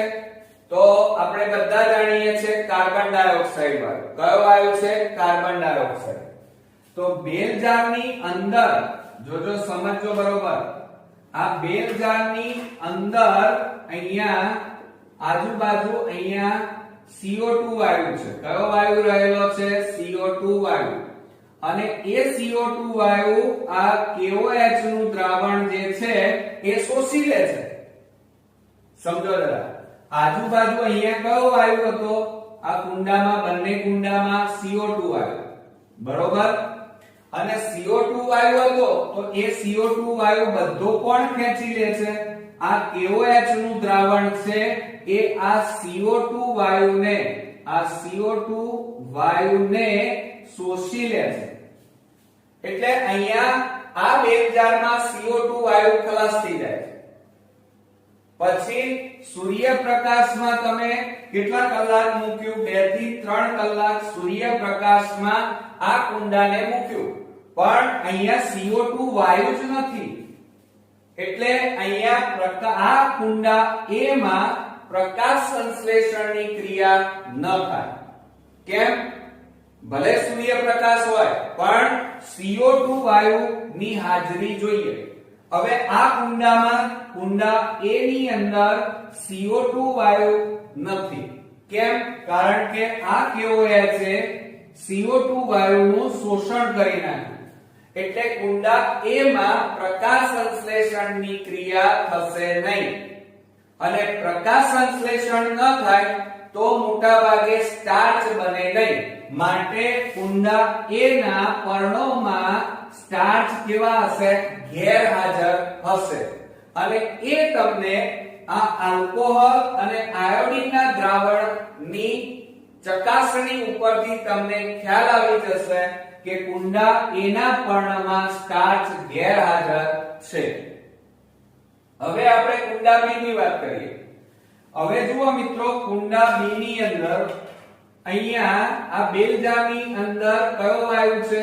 તો CO2 વાયુ છે. કયો વાયુ રહેલો છે? અહીંયા આજુબાજુ તમે જોશો તો અહીંયા CO2 વાયુ છે અને આ CO2 વાયુ અંદર બેલજાની અંદર થોડાક પ્રમાણમાં છે. હવે આ કુંડાને તમે ક્યાં મૂક્યું? 2 થી 3 કલાક સૂર્યપ્રકાશમાં મૂકતા અને CO2 વાયુ, આ બેલજારમાં CO2 વાયુ છે અને આ CO2 વાયુની હાજરીમાં આ વનસ્પતિ પ્રકાશ સંશ્લેષણની ક્રિયા કરી થોડા પ્રમાણમાં સ્ટાર્ચ બનાવે છે અને માટે આ સ્ટાર્ચની હાજરી અહીંયા જે પર્ણ છે એ પર્ણમાં સંચિત થાય છે અને જ્યારે આ પર્ણને તોડી અને આલ્કોહોલ અને આયોડિનના દ્રાવણમાં તમે સ્ટાર્ચની હાજરી ચકાસો તો તમને કુંડા B ના પર્ણમાં સ્ટાર્ચ થોડા પ્રમાણમાં જોવા મળે છે. કેમ? કારણ કે કુંડા B માં આપણને અહીંયા કયો વાયુ તમને જોવા મળ્યો? CO2 વાયુ હાજર છે અને માટે પ્રકાશ સંશ્લેષણની ક્રિયા માટે સૂર્યપ્રકાશ અને આ CO2 વાયુ આ બંને મોટા ભાગે પ્રકાશ સંશ્લેષણની ક્રિયા કરી અને સ્ટાર્ચ બનાવે છે. તમને એમ થાય કે સર અહીંયા કેમ ના થયો? જો અહીંયા પણ CO2 વાયુ હતો પણ આ CO2 વાયુ કોણે શોષી લીધો? આ પોટેશિયમ હાઇડ્રોક્સાઇડ ના દ્રાવણે બધો જ CO2 ખેંચી નાખ્યો, ચૂસી કાઢ્યો. એટલે આ બેલજારમાં કોનું પ્રમાણ વધી ગયું?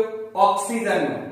અને ઓક્સિજનની હાજરીમાં પ્રકાશ સંશ્લેષણની ક્રિયા થાય નહીં, કારણ કે સૂર્યપ્રકાશ અને બીજું CO2 આ બંને ભેગા થઈ અને પ્રકાશ સંશ્લેષણની ક્રિયા કરે તો સ્ટાર્ચ બને. પણ કુંડા A માં CO2 વાયુ ગેરહાજર છે, જ્યારે કુંડા B માં CO2 વાયુ હાજર છે. માટે અહીંયા પ્રકાશ સંશ્લેષણની ક્રિયા થઈ અને સ્ટાર્ચ બને છે, જ્યારે કુંડા A માં CO2 ગેરહાજર છે. માટે કુંડા A માં પ્રકાશ સંશ્લેષણની ક્રિયા થતી નથી. માટે આ કુંડા A ના પર્ણમાં સ્ટાર્ચ ગેરહાજર છે. જો હવે અવલોકન જોઈએ તો બેલજારની હવામાંથી, આ બેલજારની હવા છે આજુબાજુ, એમાંથી આ KOH એટલે કે પોટેશિયમ હાઇડ્રોક્સાઇડ કાર્બન ડાયોક્સાઇડ વાયુનું શોષણ કરી નાખે છે. બરોબર, શોષી લે છે.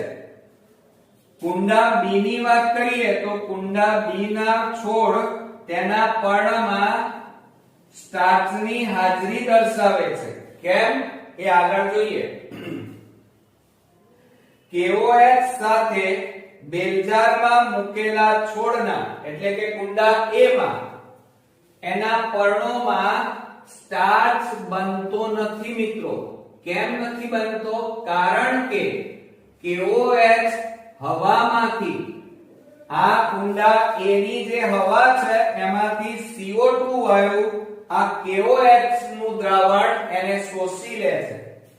તેથી પર્ણો પ્રકાશ સંશ્લેષણ માટે CO2 પ્રાપ્ત કરી શકતા નથી અને પરિણામે કુંડા A ની અંદર, આ કુંડા A માં સ્ટાર્ચ બનતો નથી.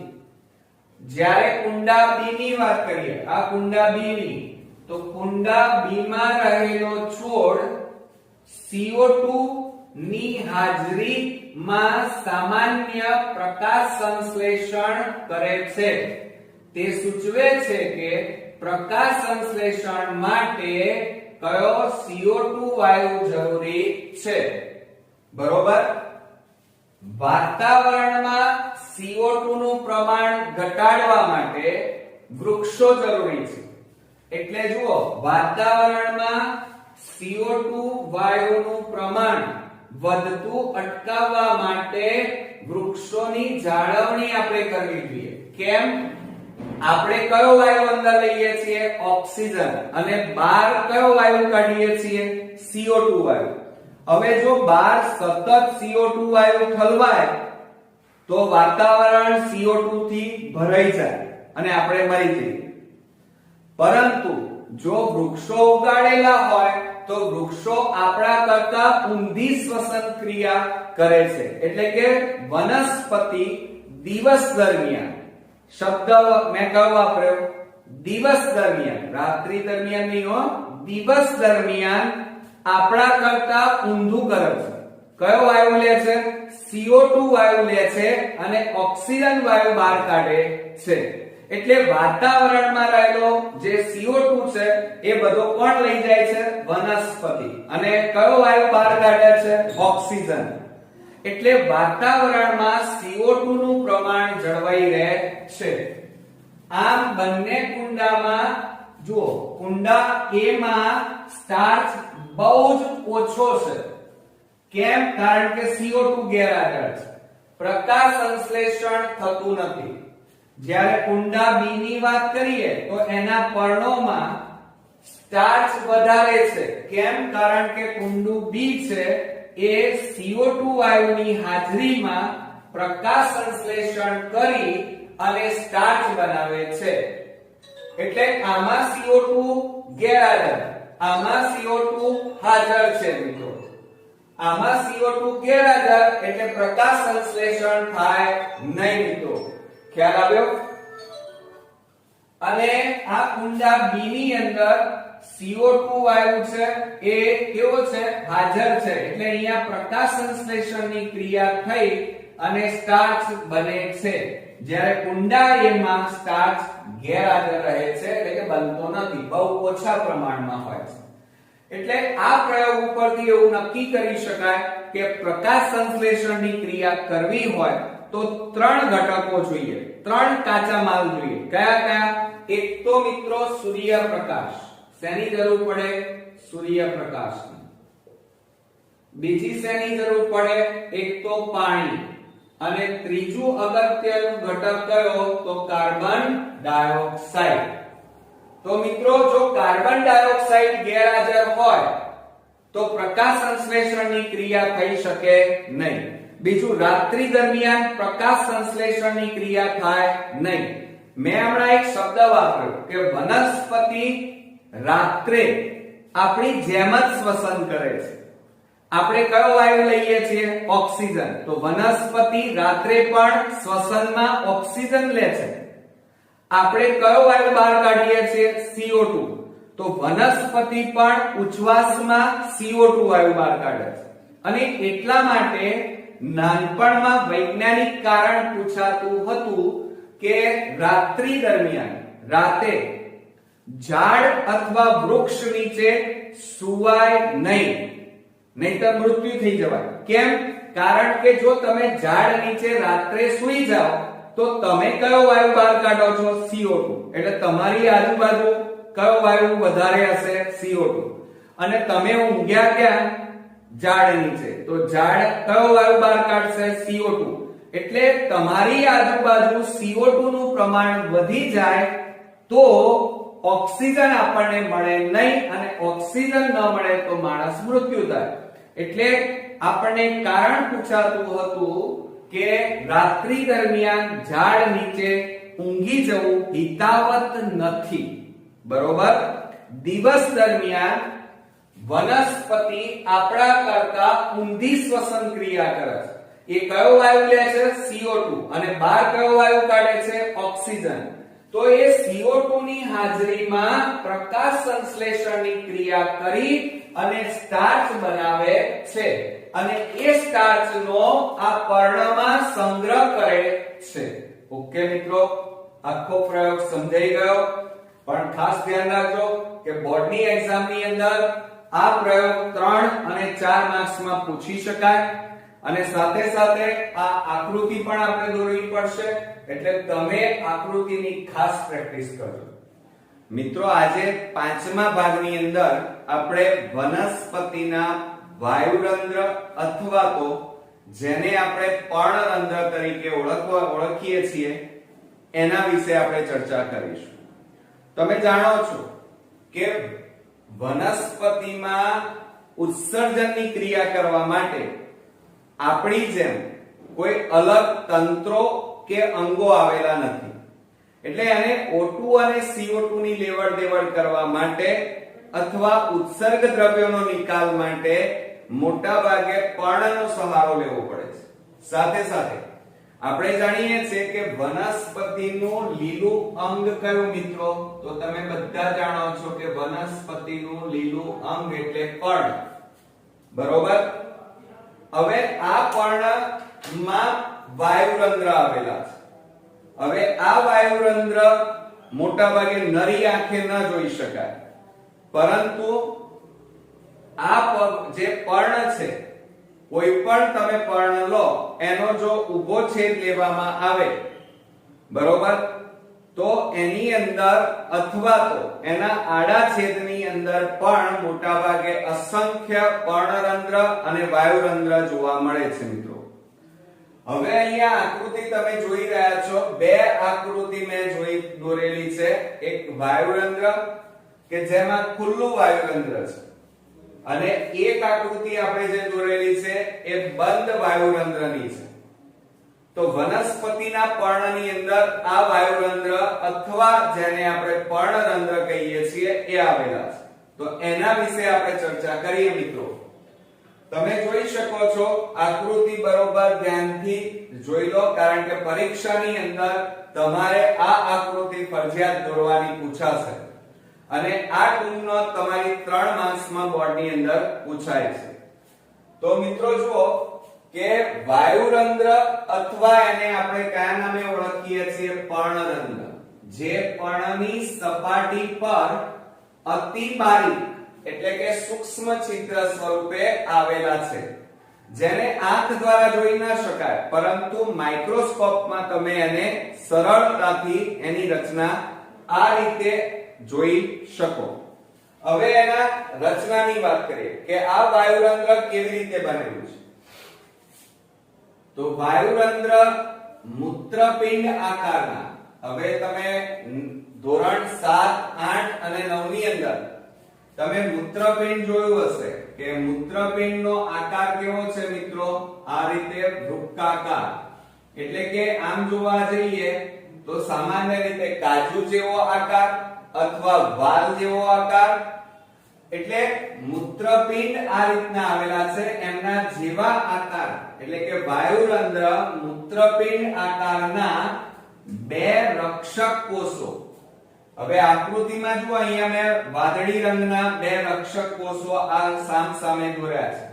એ જ રીતે તમે અહીંયા પણ જોઈ શકો છો કે વાલના દાણા જેવા અથવા કે કાજુ જેવા એનો આકાર, અથવા આનો બીજું નામ એમ કહી શકાય વૃક્કાકાર આકાર કહેવાય. આ આકારને કયો આકાર કહેવાય? વૃક્કાકાર આકાર કહેવાય.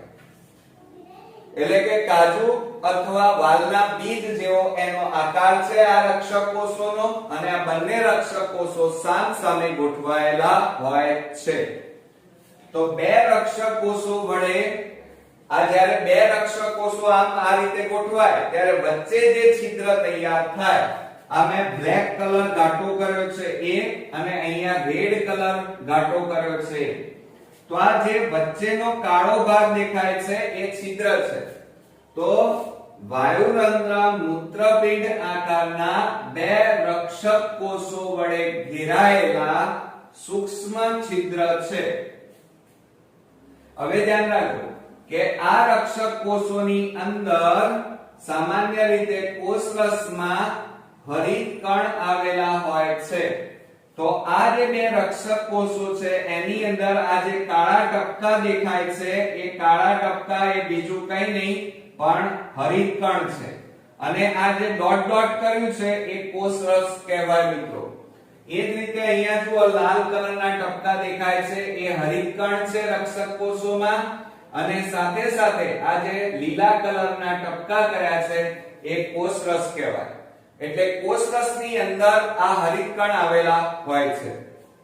હવે એના કાર્યની વાત કરીએ કે આ વાયુરંધ્ર અથવા પર્ણરંધ્રનું કાર્ય શું મિત્રો? તો પર્ણોમાં જ્યારે પ્રકાશ સંશ્લેષણ, ધ્યાન રાખજો, પ્રકાશ સંશ્લેષણ માટે વાયુઓના મોટા ભાગનો વિનિમય આ વાયુરંધ્ર દ્વારા થાય છે. તો પર્ણો દ્વારા જ્યારે પ્રકાશ સંશ્લેષણની ક્રિયા થતી હોય ત્યારે O2 અને CO2 ની લેવડ દેવડ કરવા માટે, વિનિમય એટલે લેવડ દેવડ, વાતાવરણમાં રહેલો CO2 અંદર લેવાનો અને અંદર ઉત્પન્ન થયેલો ઉત્સર્ગ દ્રવ્ય સ્વરૂપે ઓક્સિજન જે ઉત્પન્ન થાય છે એને બહાર કાઢવા માટે જે માધ્યમ છે એ આ માધ્યમ એટલે વાયુરંધ્રીય છિદ્ર કહેવાય. આ છિદ્ર મારફતે O2 CO2 ની લેવડ દેવડ થાય છે. પણ ક્યારે? કે જ્યારે પ્રકાશ સંશ્લેષણની ક્રિયા માટે CO2 વાયુની જરૂર હોય ત્યારે વાતાવરણનો CO2 આ છિદ્ર મારફતે અંદર દાખલ થાય અને અંદર ઉત્પન્ન થયેલો ઉત્સર્ગ દ્રવ્ય સ્વરૂપે ઓક્સિજન વાયુ આ છિદ્ર મારફતે બહાર વાતાવરણમાં ધકેલાય. બીજું, વાયુરંધ્રો દ્વારા બાષ્પોત્સર્જનની ક્રિયામાં મોટા પ્રમાણમાં પાણીનો વ્યય થાય છે. મેં ગયા વિડિયોમાં પણ કીધું હતું, યાદ હશે મિત્રો, કે વનસ્પતિ દિવસ દરમિયાન જે પાણી લે છે, દાખલા તરીકે એક વનસ્પતિ દિવસ દરમિયાન 1 ડોલ જેટલું પાણી પીવે તો એમાંથી એ પોતાના માટે 1 ગ્લાસ જેટલું પાણી વાપરે અને બાકીનું બધું પાણી એને કોઈ ઉપયોગી નથી. તો એ શું કરશે? બાષ્પોત્સર્જનની ક્રિયા દ્વારા એ પાણીનો વરાળ સ્વરૂપે બહાર વાતાવરણમાં નિકાલ કરે છે. અને આમ જોવા જઈએ તો એનો મતલબ શું થયો મિત્રો? કે મેં તમને 10 રોટલી ખાવા આપી અને તમે 2 જ રોટલી ખાધી, 8 રોટલી તમે ફેંકી દીધી, તો તમે શું કર્યો કહેવાય? બગાડ કર્યો કહેવાય.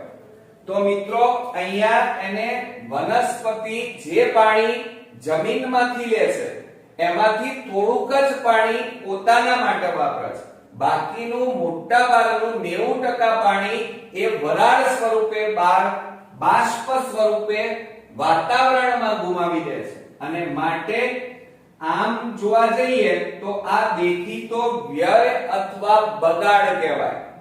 અને આ પાણી વરાળ સ્વરૂપે આ વાયુરંધ્રીય છિદ્ર મારફતે, આ છિદ્ર મારફતે વધારાનું પાણી વરાળ સ્વરૂપે બહાર વાતાવરણમાં ગુમાવાય છે. આમ પાણી વરાળ સ્વરૂપે બહાર ગુમાવવાની ક્રિયાને બાષ્પોત્સર્જન કહેવાય. બાષ્પ એટલે વરાળ અને ઉત્સર્જન એટલે ફેંકી દેવું, જે ઉપયોગી નથી. તો વનસ્પતિ વધારાના પાણીનો વરાળ સ્વરૂપે નિકાલ કરે છે. આ ક્રિયાને બાષ્પોત્સર્જન કહેવાય. અને આ ક્રિયા દેખીતો વ્યય અથવા બગાડ છે. પણ મેં ગયા વિડિયોમાં તમને કીધું હતું કે ભલે આ બગાડ હોય પણ વનસ્પતિ, ધ્યાન આપજો, વનસ્પતિ માટે આ બગાડ ફાયદાકારક છે. હવે તમને એમ થશે કે સર કેવી રીતે ફાયદાકારક? તો આ જે પાણીનો વરાળ સ્વરૂપે નિકાલ કરે એટલે વરાળ એટલે બાષ્પ. હવે મિત્રો આ જે બાષ્પ છે એ આ વનસ્પતિની આજુબાજુ આ રીતે હોય અને આ બાષ્પ ધીમે ધીમે ઠંડી પડે એટલે શું થાય? વરાળ. વરાળ ઠંડી પડે એટલે ભેજ બને અને ભેજ એટલે પાણી. એટલે વનસ્પતિ પોતાની આજુબાજુ આ વરાળ સ્વરૂપે એક ઠંડુ આવરણ તૈયાર કરે છે, જેના કારણે સૂર્યની અતિ તીવ્ર ગરમી સામે આ વનસ્પતિનું રક્ષણ થાય છે. કેમ? ઉનાળામાં ભર બપોરે ગરમીના કારણે વનસ્પતિના પર્ણો બળી ન જાય એટલા માટે વનસ્પતિ આ વધારાના પાણીનો નિકાલ કરી અને પોતાની આજુબાજુ આ રીતે ઠંડુ આવરણ તૈયાર કરે છે. એટલે એના માટે ફાયદાકારક કહેવાય. પણ આપણી દ્રષ્ટિએ એ શું કહેવાય? દેખીતો બગાડ કહેવાય. ઓકે. ત્યાર પછી આપણે વાત કરીએ કે આ વાયુરંધ્ર બે સામસામે આવેલા રક્ષક કોષો જ્યારે ભેગા થાય એટલે વચ્ચેના ભાગે સમજો જરા આ બે રક્ષક કોષો છે એકબીજા સામે આમ ગોઠવાય એટલે વચ્ચેના ભાગે જે છિદ્ર તૈયાર થાય આ છિદ્રને વાયુરંધ્રીય છિદ્ર કહેવાય. એટલે વાયુરંધ્રીય છિદ્ર બે રક્ષક કોષો ભેગા થવાથી બને.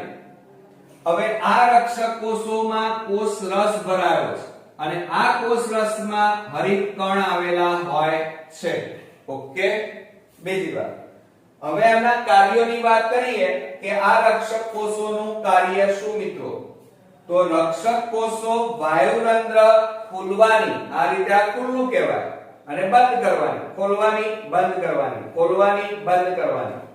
એટલે કહેવાનો મતલબ મારો એ છે કે રક્ષક કોષો વાયુરંધ્ર ખોલવાની અને બંધ થવાની ક્રિયા સાથે સંકળાયેલા હોય છે.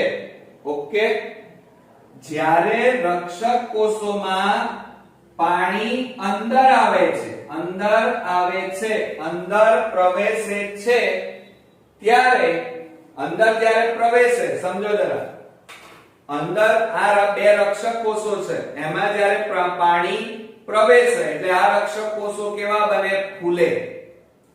દાખલા તરીકે ફુગ્ગામાં હવા ભરીએ તો ફુગ્ગા શું થાય? ફૂલી જાય.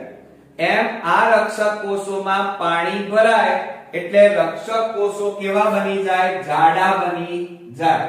અને જાડા બને એટલે બહારની તરફ ખેંચાણ લાગે. ખેંચાણ લાગે એટલે શું થાય? જુઓ શું થઈ રહ્યું છે? ખુલી રહ્યા છે. એટલે આ છિદ્ર કેવું થાય? ખુલે. કેમ? કારણ કે બહારની તરફ જુઓ સમજો બરોબર આ જે દીવાલ દેખાય છે એ બહારની તરફ આ રીતે દબાણ લગાડે અને દબાણ લગાડે એટલે શું થાય? આ છિદ્રો આ બંને રક્ષક કોષો બહારની તરફ આ રીતે ફૂલે અને ફૂલે એટલે બહારની તરફ ખેંચાય એટલે વચ્ચેનો ભાગ આ જે દેખાય છે પતલો હોય છે, પાતળો હોય છે જેના કારણે આ છિદ્ર ખુલે છે.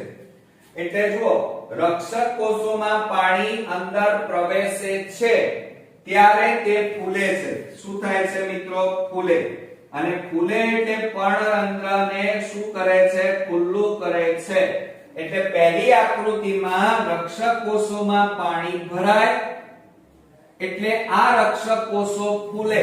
ફૂલે એટલે બહારની તરફ બંને આમ બહારની તરફ દબાણ લગાડે, બહારની તરફ ખેંચાય એટલે આ વચ્ચેનો ભાગ જે દેખાય છે એ પહોળો બની જાય. જુઓ હજી કહું આ રીતે હોય પણ જેમ જેમ પાણી ભરાતું જાય એમ એમ આ છિદ્ર શું થાય છે? જુઓ ખુલ્લી રહ્યું છે. તો આ રીતે આ છિદ્ર ખુલ્લું થઈ જાય છે. ઓકે, હવે જ્યારે રક્ષક કોષોમાં સંકોચન પામે, હવે જ્યારે રક્ષક કોષો સંકોચન પામે, હવે સંકોચન ક્યારે પામે? કે જ્યારે આ રક્ષક કોષોમાં પાણી વરાળ સ્વરૂપે પ્રકાશ સંશ્લેષણની ક્રિયા દરમિયાન વરાળ સ્વરૂપે આ પાણી વાતાવરણમાં જતું રહે એટલે આ રક્ષક કોષોમાં પાણી શું થઈ જાય? ઓછું થઈ જાય. ઓછું થઈ જાય એટલે આ રક્ષક કોષો પતલા આમ દુબળા પાતળા થઈ જાય. બરોબર? એટલે કે સંકોચાઈ જાય. અને સંકોચાય એટલે શું થાય? જુઓ જેમ જેમ સંકોચાતા જાય એમ એમ શું થઈ રહ્યું છે? જુઓ છિદ્ર બંધ થઈ જાય. બરોબર? એટલે જે આમ હતા એ આમ થઈ જશે. ખ્યાલ આવી ગયો? તો આ બીજી આકૃતિમાં જુઓ તમે, આ પહેલી આકૃતિમાં આ છિદ્ર મોટું અને ખુલેલું છે, જ્યારે આ બીજી આકૃતિમાં જુઓ છિદ્ર કેવું છે? નાનું. અને રક્ષક કોષો નાના થઈ ગયા છે. આમાં ફૂલેલા છે. જુઓ ફૂલેલા છે, જ્યારે આમાં સંકોચન પામેલા છે. કેમ? કારણ કે જ્યારે રક્ષક કોષોમાં સંકોચન પામે છે ત્યારે આ રક્ષક કોષોમાં રહેલું પાણી વરાળ સ્વરૂપે વાતાવરણમાં જતું રહે છે. અને વાતાવરણમાં જતું રહે એટલે આ રક્ષક કોષો કેવા થઈ જાય? દુબળા પતળા. જેમ ફુગ્ગામાંથી હવા નીકળી જાય એટલે ફુગ્ગો કેવો થઈ જાય, ચીમડાઈ જાય, એવી રીતે આ રક્ષક કોષો ચીમડાઈ જાય છે અને માટે આ રક્ષક કોષો બંધ થઈ જાય છે, એટલે કે નજીક આવી જાય છે, જેના કારણે આ વચ્ચે રહેલું છિદ્ર એ વાયુરંધ્રીય છિદ્ર બંધ થઈ જાય છે. ઓકે, ખ્યાલ આવ્યો? બીજું, સામાન્ય રીતે પ્રકાશ સંશ્લેષણ માટે, કઈ ક્રિયા માટે? પ્રકાશ સંશ્લેષણ માટે કાર્બન ડાયોક્સાઇડ ની જરૂર ન હોય. જ્યારે પ્રકાશ સંશ્લેષણની ક્રિયા બંધ હોય, જ્યારે પ્રકાશ સંશ્લેષણ માટે CO2 વાયુની જરૂર ન હોય, ત્યારે તે જલતાણ એટલે પાણીની તંગી કહેવાય.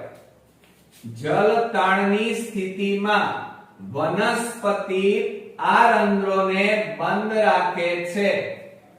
હવે મિત્રો, જ્યારે ઉનાળામાં ભર બપોરે અતિશય ગરમી પડતી હોય અને રાત્રિ દરમિયાન, તો એવા સમયે પ્રકાશ સંશ્લેષણની ક્રિયા વનસ્પતિ બંધ કરી નાખે છે.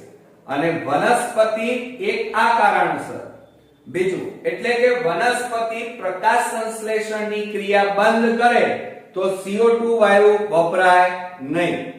તો આવા સમયે આ રક્ષક કોષોમાં રહેલું પાણી ખાલી થઈ જાય. સમજો જરા કે પ્રકાશ સંશ્લેષણ માટે CO2 ની જરૂર ન હોય ત્યારે આ રક્ષક કોષોમાં રહેલું પાણી વરાળ સ્વરૂપે ઉડી ગયું હોય છે. એટલે આ રક્ષક કોષો કેવા થઈ જાય છે? ચીમડાઈ જાય છે, તરસ્યા થઈ ગયા છે, એમને પાણીની તરસ લાગી છે. અને આ પાણીની તરસને શું કહેવાય? જલતાણની સ્થિતિ કહેવાય. કઈ સ્થિતિ કહેવાય? જલતાણ. જલ એટલે પાણી, પાણીની ખેંચાણ ઊભી થઈ છે, પાણીની તંગી ઊભી થઈ છે.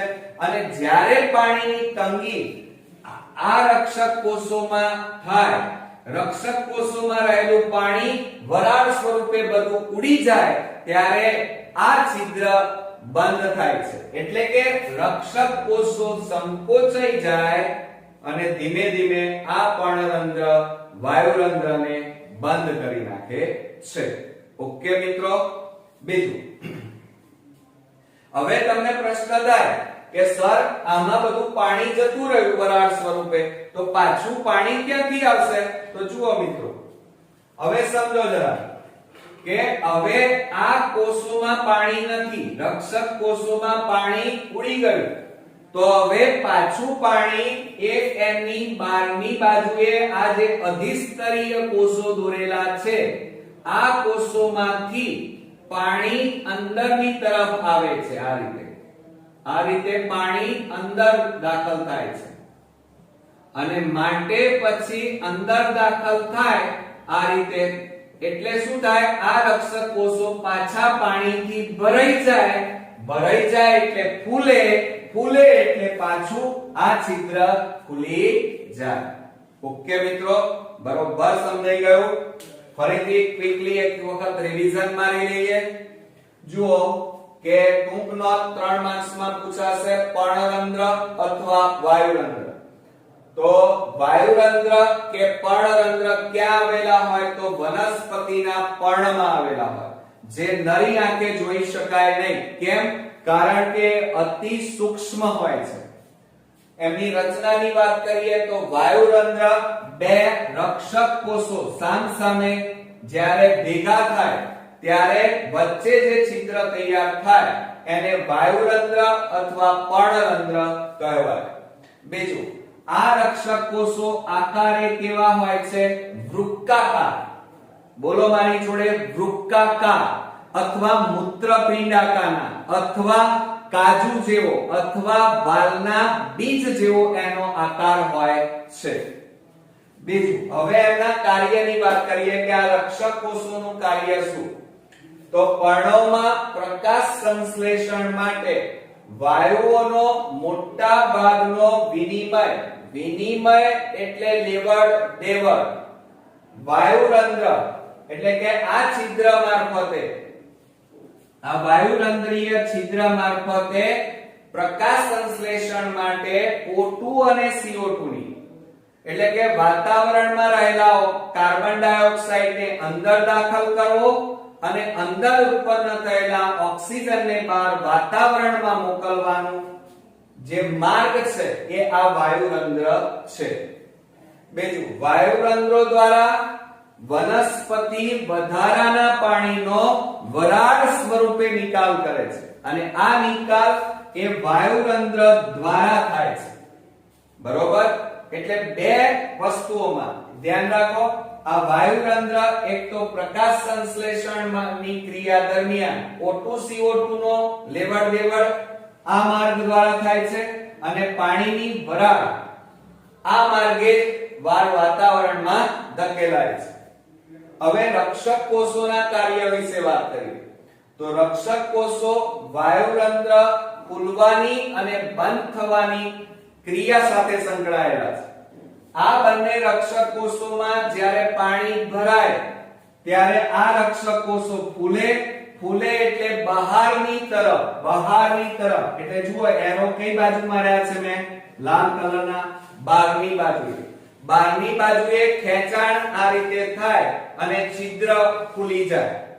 બીજું, જ્યારે પ્રકાશ સંશ્લેષણની ક્રિયા ન થતી હોય જ્યારે રક્ષક કોષોમાં રહેલું પાણી વરાળ સ્વરૂપે નીકળી જાય ત્યારે આ રક્ષક કોષોમાં પાણીની ખેંચ ઊભી થાય છે.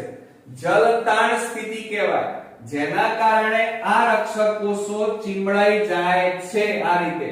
અને ચીમડાઈ જાય એટલે ધીમે ધીમે શું થાય છે? નાના બની જાય છે અને આ રીતે એકબીજા સાથે જોઈન્ટ થઈ જાય એટલે આ વચ્ચે રહેલું છિદ્ર બંધ થઈ જાય. એટલે કહેવાનો મતલબ કે રક્ષક કોષોમાં વાયુરંધ્ર ખુલવાની અને બંધ થવાની ક્રિયા સાથે સંકળાયેલા છે.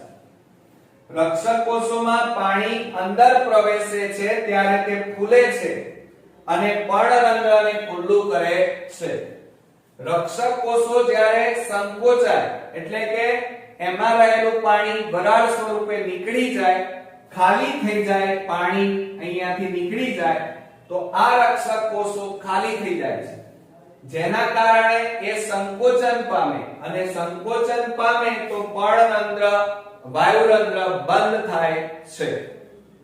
સામાન્ય રીતે પ્રકાશ સંશ્લેષણ માટે CO2 વાયુની જ્યારે જરૂર ન હોય એટલે કે પ્રકાશ સંશ્લેષણની ક્રિયા બંધ હોય ત્યારે મોટા ભાગે જલ તાણની સ્થિતિ એટલે કે આ સ્થિતિનું નિર્માણ થાય છે અને માટે વાયુરંધ્રો કેવા થઈ જાય છે મિત્રો? બંધ થઈ જાય છે. આમ આ રક્ષક કોષો વાયુરંધ્ર ખોલવાની અને બંધ કરવાની ક્રિયા સાથે સંકળાયેલા છે. ઓકે મિત્રો, તો હવે મને ખાતરી છે કે તમને આ ટોપિક સરસ રીતે સમજાઈ ગયો હશે. પણ આકૃતિ મસ્ટ બી કમ્પલસરી. જેટલી આકૃતિ તમારી સુંદર અને સચોટ અને સાચી અને પાછું નામ નિર્દેશન તમારું કમ્પ્લીટ હોવું જોઈએ તો તમે મિત્રો બોર્ડમાં 80 માંથી 80 માર્ક્સ મેળવી શકશો. ઓકે, હવે એક નાનો અને બોર્ડની એક્ઝામ માટેનો 1 માર્ક્સનો પ્રશ્ન આપણે જોઈએ કે ઉચ્ચ કક્ષાની વનસ્પતિઓમાં વહન તંત્રના ઘટકો કયા? મિત્રો, વનસ્પતિમાં મોટાભાગે પાણી, ખનિજ ક્ષારો આ બધાનું લેવડ દેવડ કરવા માટે જલવાહક પેશી અને અન્નવાહક પેશી આવેલી છે. સમજો જરા કઈ પેશી આવેલી છે મિત્રો? વનસ્પતિમાં ખોરાક, પાણી અને ખનિજ ક્ષારોનું વહન મોટા ભાગે જલ વાહક પેશી અને અન્નવાહક પેશી દ્વારા થાય છે. અને આ બંને પેશી આવેલી હોય એ ભાગને વાહીપુલ કહેવાય. શું કહેવાય? વાહીપુલ. ધ્યાન આપજો બરોબર. જલવાહક પેશી એ પાણી અને ખનિજ ક્ષારોનું વહન કરે અને અન્નવાહક પેશી એ ખોરાકનું વહન કરે. અને આ બંને પેશીઓ જે ભાગમાં આવેલી હોય એ ભાગને વાહી કુલ કહેવાય. તો એ વહન સાથે સંકળાયેલી છે માટે એને વહન તંત્ર કહેવાય, કારણ કે એમાં ઘણા બધા અંગો ભેગા થશે. તો જુઓ, ઉચ્ચ કક્ષાની વનસ્પતિઓમાં વાહક તંત્ર, વાહક એટલે લેવડ દેવડ કરવાનું, લઈ જવાનું, પરિવહન કરવાનું ક્રિયા. વાહક તંત્ર કે વહન તંત્રના ઘટકોની વાત કરીએ. જલવાહક પેશી, જલવાહક પેશીમાં શું આવેલું હોય? તો જલવાહિની અને જલવાહિનીકી. યાદ રાખજો, મોસ્ટ ઇમ્પોર્ટન્ટ ક્વેશ્ચન્સ છે, બોર્ડમાં ઘણીવાર પૂછાયેલો છે. અન્નવાહક પેશીની વાત કરીએ તો એમાં ચાલની નલિકા અને સાથી કોષો આવેલા છે.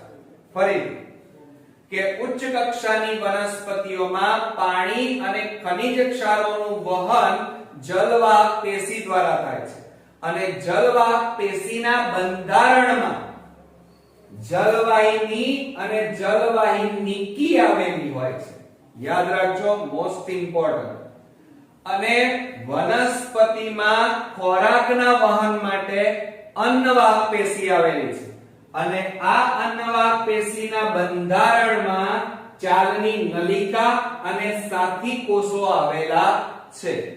એટલે મિત્રો તમારે અહીંયા બોર્ડમાં જુદી રીતે પણ પૂછી શકાય કે જલવાહક પેશીના ઘટકો જણાવો, અન્નવાહક પેશીના ઘટકો જણાવો. તો જલવાહક પેશીમાં જલવાહિની અને જલવાહિનીકી, અન્નવાહક પેશીમાં ચાલની નલિકા અને સાથી કોષો. ઓકે મિત્રો, તો આ રીતે આપણો અહીંયા પાંચમો ભાગ મિત્રો પૂરો થાય છે. આ ચેપ્ટરના કુલ 4 ભાગ ઓલરેડી તમે જોઈ ચૂક્યા હશો. ન જોયા હોય તો અચૂકથી જોઈ લેજો. સાથે સાથે આપણી ચેનલને જો સબસ્ક્રાઇબ ન કરી હોય તો કરી નાખજો, જેથી કરીને રોજે રોજ નવા વિડિયો અમે તમારા સુધી પહોંચાડી શકીએ. અને સાથે સાથે તમારા ફ્રેન્ડ સર્કલમાં પણ આ વિડિયોને શેર કરો, લાઈક કરો અને તમારા સગા સંબંધીઓની અંદર પણ આ વિડિયોને શેર કરો, જેથી કરીને એમને બોર્ડની એક્ઝામની તૈયારી માટે મદદરૂપ બની શકે. તો નેક્સ્ટ વિડિયોમાં પાછા ફરી મળીએ. ત્યાં સુધી ગુડ નાઈટ મિત્રો.